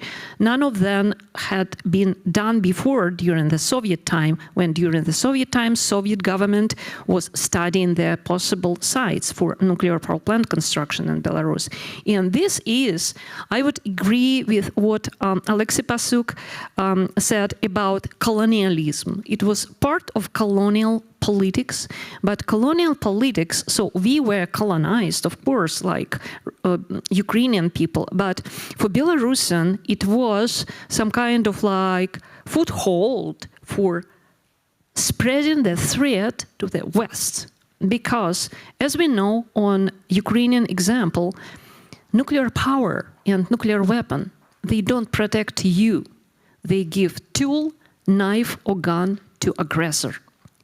And this is not about you don't have skills on using nuclear energy or nuclear weapons. This is because it is too easy to use as a tool against country aggressor are going to attack. So why? Because it is part of hybrid threat to the West. This is my reply. But also, I'm asking the question, I just want to ask that question, everyone. So when Fukushima happened, the world was trying to address the issue. There were stress tests in the European Union, the procedure of assessing how safe are contemporary nuclear power plants in front of natural accidents, right? So it was something to improve the safety. What had been done after Russia invaded and captured Zaporizhia nuclear power plant, after Russia invaded Chernobyl? What had been done to protect nuclear power plants in Europe? Thank you very much, and I would like to direct this question directly to Tanya. You mentioned Zaporizhia, as Alexei did. What exactly is happening there today? And what is, for example, the role of the International Atomic Energy Agency and Rossi? Yeah? What kind of safety regime, safety observation do we have?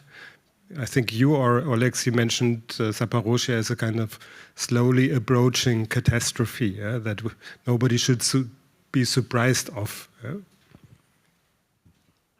Yeah? I will give half an answer, which is sort of more generally, Alexei. We'll see. I think Zaporizhia is for me, it was a shock, not so much the fact that it happened, but also how it wasn't thought of before. Because there were some military activities in some war zones, like in Iraq. In military activities in some places where there were nuclear objects. Of course, not as extensive of nuclear infrastructure as it is in Ukraine, but there was work in Iraq, there was during Balkan War, there was the Slovenian nuclear power plant nearby. There was then, of course, 9/11, and after 9/11 there were some work done and us trying to assess the risks. And yet when it happened, we see this, as Alexei said, this monster IAEA. I mean, those who think anti-nuclearly always, think of IAEA as this big, fat nuclear lobby that is very hard to fight. But we see them really grappling for responses, and they talk about this pillars of safety, nuclear safety and security that were violated, but they were basically defined only after Russia attacked Ukraine, and it's a slow motion disaster, and the situation really is not improving, but the attention to this disaster is really fading. For me, for example, this moment when in last September, the Zaporizhzhia station was without connection to the grid for a month. And I didn't see that many headlines about this. So for months, the huge station, which still need to be cooled and need electricity, and that's also a station that has this spent nuclear fuel storage. It also needs constant fueling, constant cooling and monitoring and other things. That was working on diesel generators, and it's really and the repairs of the grid connection could not be done because Russia was shelling constantly, and finally there was some negotiation done, or so that the lines could be repaired. But for me, it's just it's hard to imagine, and because it's so hard to imagine, I find also the discussions are sort of fading, and there is not enough thinking through about this. But it's what is really remarkable is how much monitoring and investigation is done by the NGOs. And I don't know if you have seen this absolutely frightening report, but by truth hounds about what Rosatom was doing at Zaporizhzhia nuclear power plant, and all these connections between Rosatom and government, and what they were doing there, and how absolutely terrifying it is. So at least we can, if we want to know, we know where to look for it. Well, Alexei, I do well understand why in Ukraine the main discussion regarding nuclear power plant goes about the Russian aggression and how Rosatom is being used to weaponize atomic energy in Ukraine, but also worldwide in Belarus and other places. What is more difficult to understand is that nuclear energy as such has never been very much put into question in Ukrainian energy discussions. And as far as I know, there is not much discussion about nuclear power per se. Quite different than in Germany. And I would like to ask then Tobias after you to discuss a bit more to what extent are we Germans still isolated, with our decision to switch off. But what about nuclear perception of nuclear power in Ukraine, particularly in a war situation? All right, I will start with the last thing about perception. Luckily, Böll Foundation in 2004, together with us, we did a public opinion poll about that. And what it says 70% of the people, it's like 69, do not support phase out. At the same time, the same 70% of people saying the nuclear possesses a risk, even without the war. and that it's absolutely crazy to discuss building new reactors in time of war. So I think it's very much this strange feeling people have that there is like unavoidable evil with whom you have to live, that it kind of brings you energy in what you do. And you know, if you look at the surface, today nuclear is a big part of the energy supply for the basic reason that it's like Russia so far didn't hit directly the power plant, but only the substations, and it can be repaired, so it comes back. So, but I don't think it's true to say that there is no discussion about nuclear in Ukraine. You just have a different perspective. Well, first of all, there is a constant discussion saying, look, decentralized energy supply means security of supply. So the government, in a way, tells that. It's surprising that at the same time they say, oh, and there are these Russian nuclear reactors in Belarus which we can buy and install in Ukraine, which kind of doesn't, sorry? What did I say? Oh, yeah, okay, sorry. Well, it starts with B as well, so, but, yeah, and last year there was quite a discussion about this topic because of what? We had this huge corruption scandal in Ukraine where there were company, I think they were making money on different things, but they were very much making money on the procurement in energy sector.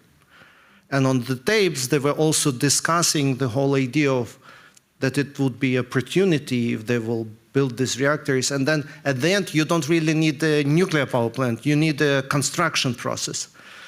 So, and that really triggered the whole thing. I mean, people were very much, you probably saw that because in Ukraine we had demonstrations. Yeah, people got on the street because of this.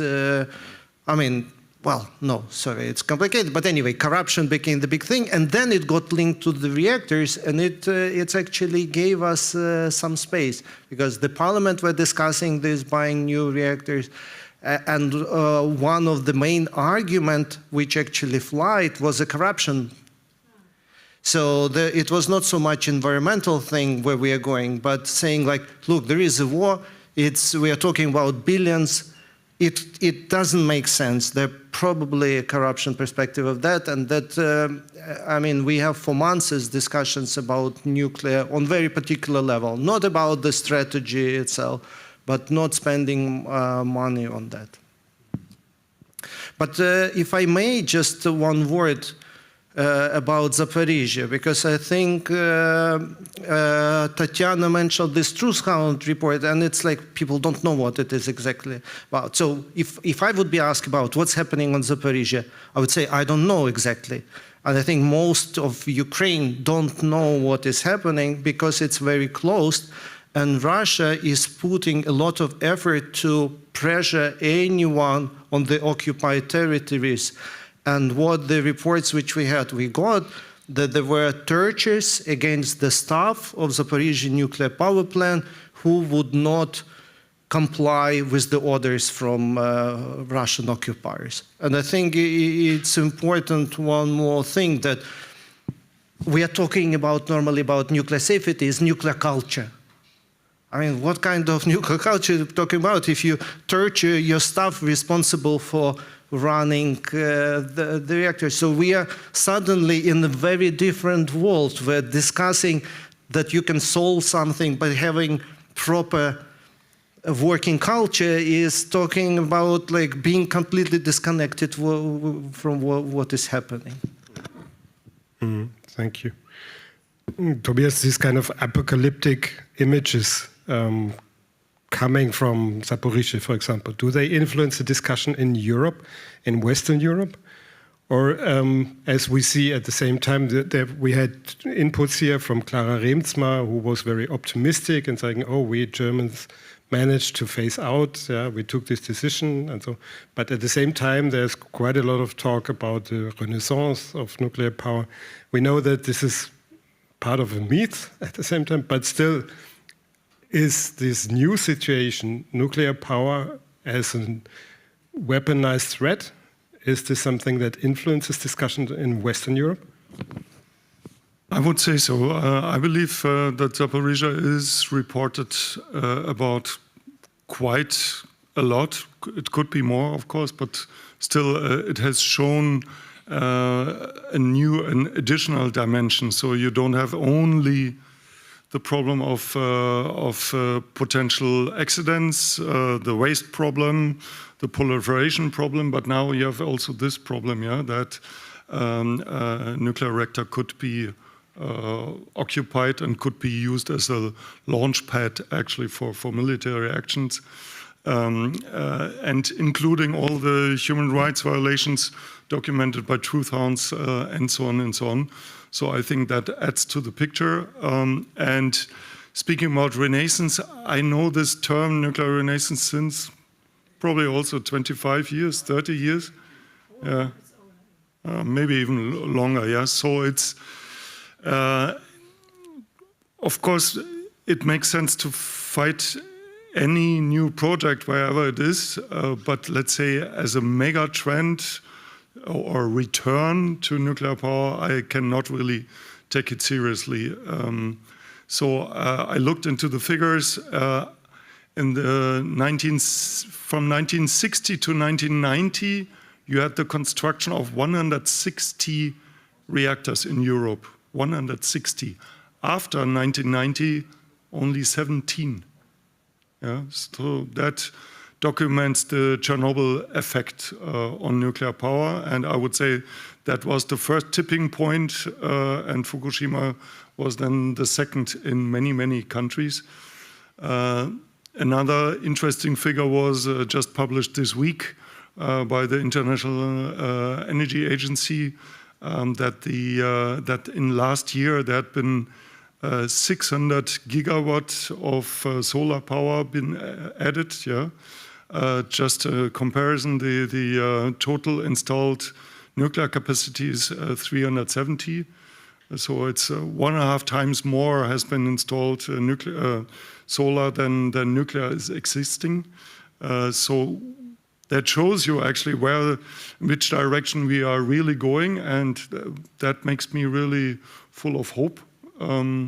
As also the colleague from Fridays for Future said, that there is a lot of reason to be hopeful, but still it doesn't free us from the need to fight every new nuclear project wherever it is appearing. Mm-hmm. Before I open to the floor and to give you the possibility to put your questions and give your comments, maybe the two Tanjas, what needs to be done to weaken Rosatom and its policies? This is a good question, and I would start probably from American perspective, because I am just part of American life, contemporary life, and it was 2023 or 20, wait. It was last year of Biden, so it was 23, right? So when the United States adopted the legislation prohibiting import of Russian uranium. So we had in balance 18% of only Russian uranium for United States, for the American nuclear power plants. Also, we have services of enrichment and services Tatiana told in her presentation. So full the spectrum of services was from, of course, Russia. Why this disbalance actually happens? Why is it Russian dominance in the market, in the nuclear market? The answer would be really simple one. Because the human life in Russia costs nothing, because there are no standards, no traditions, there are weak communities which are not able to resist uranium mining and all the violations made by nuclear industry. This is why nuclear industry could provide really cheap services in the world market. This is a big secret of Russian nuclear industry. It is just cheap and affordable. So why the United States could do that and European Union cannot? I believe there is underestimated, not potential, but possibility that it is possible. It is really, really possible to say no to Russian uranium. And of course, price of uranium will be just going up. And they will be moving somewhere else from Russia, let's say to Kazakhstan and Mongolia. And they will do, big corporations, the same bad things in there. But there are renewables. There is another world. We are not in 60s anymore. So what should be done first? Just follow our example. Of course, during the Trump time, so some kind of we had some steps back and some kind of gray import of uranium from Russia is still happening. But it is, I believe it is not for a long time. It is not for a long time. Well, I agree. We need hope, but I think it's also a dangerous thing, because I remember one activist was telling me about anti-nuclear movement in Netherlands, saying that it basically died after Chernobyl because they were sure there will not be any new constructions, that there is no need to fight. And I think maybe it's for sure that nuclear industry does not achieve what it promises, and there is a lot of talk and not much movement. But we should also see it in the parallel that, for example, for nuclear weapons, there are all the countries that modernizing now or nuclear weapons arsenal, and that's a huge drive. And it's also the drive that certainly affects nuclear energy, push for nuclear energy as well. And with nuclear things, I remember when there were talks about building Astravets, it sounded absolutely surrealistic, and we were fighting with colleagues and said that will never happen, But then with all this talk, they still attract some attention, and they probably do not do so much, but do enough to invest more in nuclear. And second thing, which is important to fight Rosatom, I think, is to just understand where Rosatom is nearby. So it's not only in Russia or in Ukraine. And even if Germany is phased out nuclear energy, there is Urenco facility for enriching uranium and exporting depleted uranium hexafluoride to Russia, not any longer. And there is also this fuel fabrication facility in Linge, which are not going anywhere. So, Rosatom is present in so many ways in so many countries, and thanks to activists, actually, we know better about that, because even we as researchers now we're not able to follow all the flows, material flows of the nuclear industry. So that's very important, I think. Thank you so much. Are there any questions and remarks in the audience? Okay, there are quite a lot of them. Please, first Eva Quistorp, and then you. Thank you very much, all of you. It's moving me a lot because I was active in the anti-nuclear movement since 1972 and very active around Chernobyl. But Tobias, I see it a little bit more difficult and dangerous with Zaporizhzhia. So anyway, I would like to hear from you. I'm not expert anymore. Isn't there the danger that Putin's strategy with Chernobyl and with Zaporizhzhia is to contaminate parts of Europe and use it within the next 5 years, really as a very dangerous weapon? So I think Zaporizhzhia there, and from my point of view, it's not enough in the Ukraine debate. And so maybe we have other circles, but I follow the Ukraine debate and what weapons we are delivering, how many refugees we take, and you see the elections around AfD and BSV and so on. I think that maybe even the Greens did not use Zaporizhzhia and Chernobyl enough as an argument by saying why we have to be on the side of Ukraine. The other thing is, I'm very thankful for your comic, with Putin. I will spread it as much as I can. But is there any document for public where we can inform? And couldn't the Böll Foundation please do an atlas about Putin's uranium all around the world? So I would love more information about the dangers from Chernobyl and Zaporizhzhia, beside for Ukraine and Belarus, for us, Europe too, and a real study which we can use for activists and information in broad public about Rosatom. And I think too, so though I'm a green, but I think it's only little groups of anti-nuclear groups which are very special lists, and you had that nice photo. It's not the Greens in general, they are little groups only, partly even in conflict with the head of the Greens who are continuing with Lingen, because it's not so nice, you see, all the time to remind the old questions. You see, some people are more interested to be queer and anti-discrimination debate in every corner, or what you said with anti-colonialism.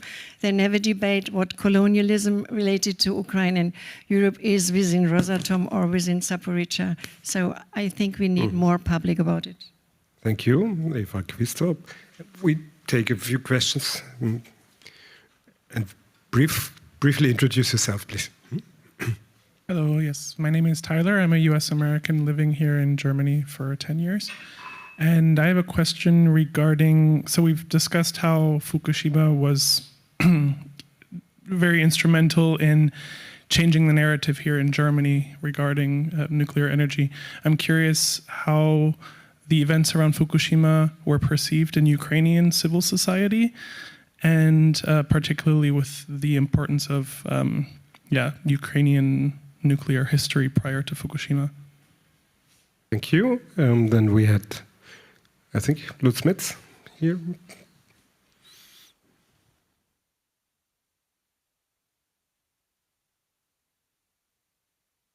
Yeah, Lutz Metz. I worked on nuclear stuff since 1972 and was also the project leader of this 10 years Chernobyl conference, together with Felix Mattes, who from the Eco Institute. Yes, I'm coming from peace research. And my main problem is the Siamesic twin nuclear. So inseparable, the civilian and the military side. Or you can say the civilian or the military are two sides of the same coin. So this is one of the problems which we have. And with Ukraine, I have in mind, when the Soviet Union disappeared, Ukraine had possessed nuclear weapons. What would have happened if they didn't give up these nuclear weapons? Probably no Ukrainian war. So, and this comes to my main point.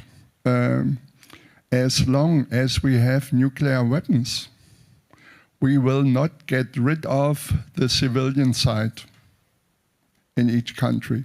So they have part time of forgetting things. Söder, he was in 2011 one of the guys crying, shut down the nuclear immediately. Yeah?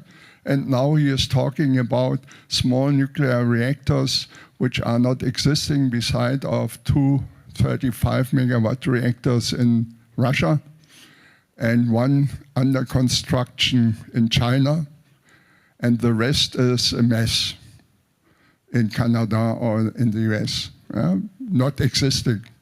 And so for the Ukraine, I had the unpleasant experience of a 4 years project from 2000 until 2004, where we in all districts of Ukraine had solid anti-nuclear projects developed, even with in the state in implementing this.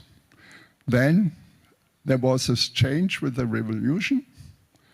The energy ministry, which we had convinced that nuclear was a bloody technology, were out. And then Ukraine continued with the nuclear reactors and still has a problem, not understood that base load can be presented by renewables 24/7, 365. If you don't believe this, go to Texas. They are doing this. Well, I think we take this question now first. So, Tobias, are you too optimistic in regard to your assessment that there is enough critical appreciation of what's happening in Zaporizhzhia, and this is not Renaissance? Yeah, maybe responding to Eva first. So I don't want to get misunderstood. So the situation at Zaporizhzhia is super frightening. It's very, very serious. By the way, many people don't know that the Russian army tried to occupy also the South Ukrainian nuclear power plant, but was stopped only 30 kilometers before it by Ukrainian forces. So it was a deliberate war strategy from the beginning, and Rosatom was obviously not a company kind of then running Zaporizhzhia or taking over the management, but was part of the army, of the military force, of the military planning. And therefore they must be seen as committing war crimes in Ukraine. And that also means there's no way that there are not full-scale sanctions against this company. It was explained why we don't see them, because the Western nuclear industry is fully dependent and connected to Rosatom. And we have on the top of IAEA this Chairman Grossi, who's in the end defending the Russian interests. Yeah? So when Paksh, the start of the construction of the nuclear power plant in Hungary, built by Rosatom, was started 4 months ago. Grossi said this is a great day for Russia. Yeah? So he's not a neutral person, but he's a lobbyist of Rosatom, if you want. And it's very frightening also because Grossi is considered as a candidate for General Secretary of the UN in the next term. So it's a very, very frightening situation we are facing. And I believe it's also the EU which should be much more decisive going for sanctions, but so far we don't see that. Obviously France is also hiding and protecting them there. The other question was, is it sufficiently reported, reflected in our media? It could be more, but I must say there is a lot of reporting, but yeah, maybe you have convinced me it should be more. Alexei, there were different questions regarding perception of other nuclear catastrophes, disasters in Ukraine, like Fukushima. Yeah. And then the question that also goes, I think, to the others about when Ukraine gave up its nuclear weapons. Yeah, we see the result today. It has been often discussed about the Budapest Memorandum and stuff like that. Is there a discussion about returning back to nuclear weapons in order to be better protected for the future? Yes, of course. I mean, there is discussion. The question how much it's possible. I think everybody around would say no, but I mean, we I think altogether not trying to touch the reality where we live, and when we just now mentioned what is happening in the world with America and everything, we just kind of lose relevance of whatever we say. But I would speculate here, but I think look to Poland. Poland's want to build nuclear. I personally think that the political objective there to be able to have their own nuclear weapon. So I think when we are discussing what is the future of nuclear. I think part of it, and the kind of readiness to build, maybe we're not talking about the scale, but I think every power which want to be some kind of regional power at least are considering to get the nuclear fuel, because this beautiful world where we lived in 90s, 2000 and whatever, which may be bringing us to the disarmament and everything, it's kind of gone at this moment. Maybe it will change again a little bit later, but it's a scary world where we live. Then governments are thinking about getting new nuclear. But getting back to the nice, I don't know, topic, the Fukushima. It's That's nice. And perception in Ukraine. For me, for example, it was quite a thing. I mean, that was definitely discussed in Ukraine, Fukushima. And also because Ukraine and the nuclear safety and the whole effort internationally to try to check, there were all the stress tests which we recall today, all of that was happening in Ukraine. But also there was one more thing. I mean, we are ourselves saying how much the fact that it was Soviet Union and the secrecy and all that stuff which caused Chernobyl. But for anti-nuclear activists in Ukraine, it was always a difficult part of it, because everybody in Ukraine was saying, that was Soviet Union who caused the disaster, right? So we continue to work, build new nuclear, because now we are in a very different world. And then Fukushima shows that, okay, I mean, we can argue how good was safety in Fukushima, safety culture, but from Ukrainian perspective, it was Japan, the most advanced technological country, which are all obey all rules, right? And then you have an accident there, and you can argue it was partly because of the two stupid decisions to put generators in the basement. So it was kind of showing that, no, you cannot argue anymore that it's a relic of the Soviet kind of thing. It's like technically, whenever it's nuclear, you should be ready for an accident. I don't remember whether it was something else. Well, there was a question or a remark by Lutz Metz regarding Ukrainian energy policy, and it's, well, you also mentioned the corruption scandal that took place recently. What kind of progress do you see in the energy ministry, in the political circles in Kiev? Are they look, I think developing in the right direction, or is it? I think Ukraine is very much influenced by the international discussions, or also promises. So the ministry is telling me arguments. I mean, it was like 10 years ago, they were saying like, Bill Gates invest in nuclear. That should be a good thing. Bill Gates is not stupid, right? So that's a future. And I mean, Bill Gates himself in the interview, they says, well, we don't know. We invest to check whether it will work. So, and then suddenly you have US, Westinghouse getting bankrupt, and as the last attempt saying, we will build 10 nuclear reactors in Ukraine.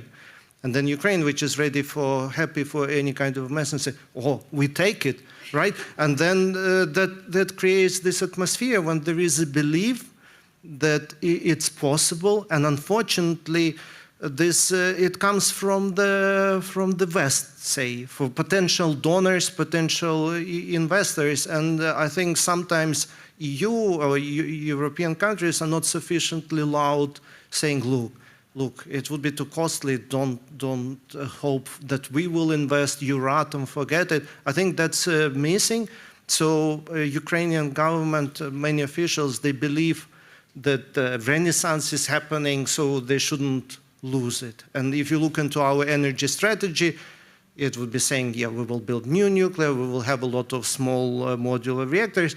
But I think if you're politicians or close to that, it's very difficult to argue that, look, it's all irrelevant if you have international news saying it's happening in other countries. Yeah. Thank you. Well, for the last minutes of our discussion on the legacy of Chernobyl in Eastern Europe, I would like to return to Belarus, the country that was most affected by the disaster, and you both are originally from Belarus. So I would like to ask you, now in this situation of, well, complete isolation and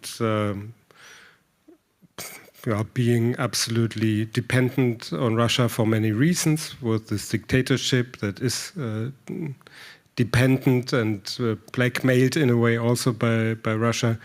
What is left, or what has been left from the environmental movement that was so strong after Chernobyl, the Chernobylski Schlag? If you look at the history of environmental movement and environmental activism, how do you see the present and the future? Oh, this is too hard for me to answer, because after 2020, Lukashenko, how to say, killed everything around him. This is the same like I heard today from Iranian people who manifested a rally in front of Bundestag. They told me that this is our last chance. If not, we will be killed all. So what Lukashenko did in 2020, he was trying to revenge and jail all his opponents, and he destroyed all the civil society at once. What does it mean? About 170 non-profit organizations were killed, were liquidated. And my organization, which is Eco Home, I was part of which probably during decades, and I was member of council of this organization, of steering board. It was liquidated and claimed as extremist or some kind of like danger. And this organization was collaborating with the government, providing advices to government, expert advice to government, because we are working with experts.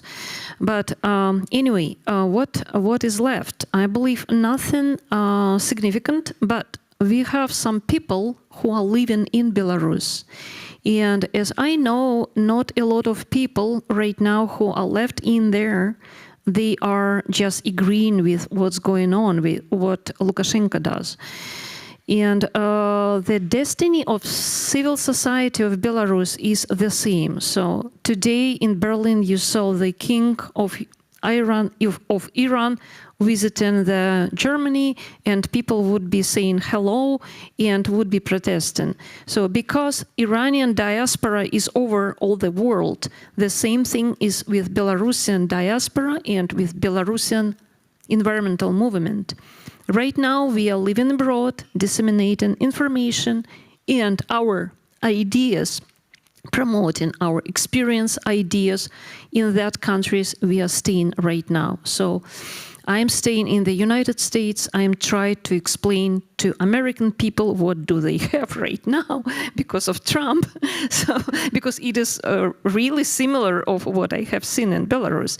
But about legacy, about Chernobyl legacy in Belarus. So 2 days ago in Belarus, there was United Day of environmental awareness or something dedicated to Chernobyl and organized by government.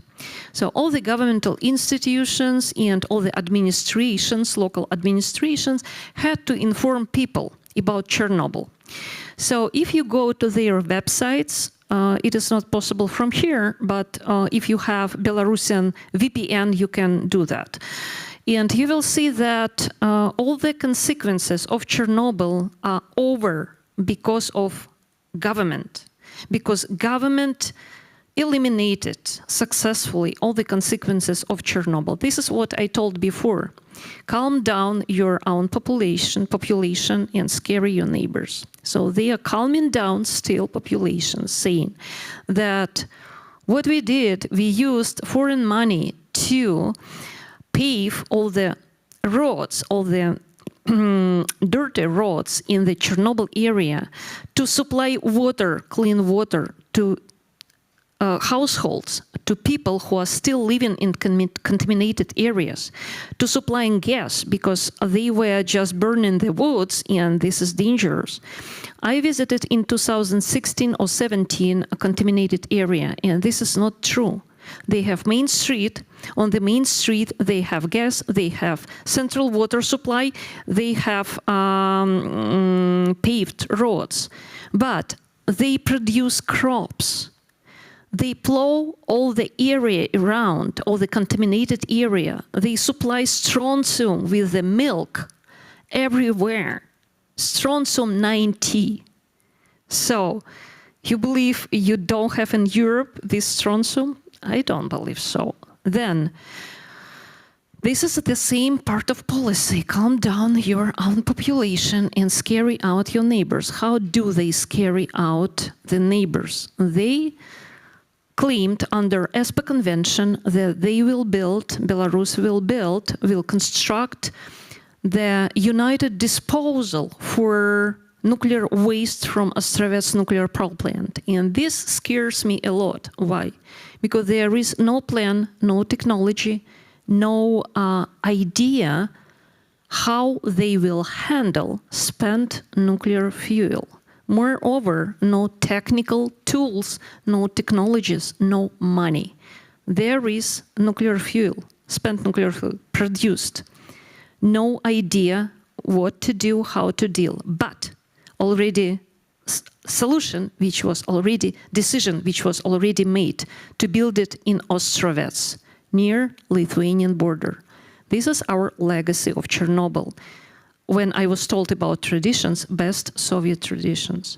And about, just 1 second, about nuclear weapons. So nuclear weapons would make everyone just superpower. Not true, because Lukashenko declared he has Russian nuclear weapons. And he made with this decision Belarus more vulnerable.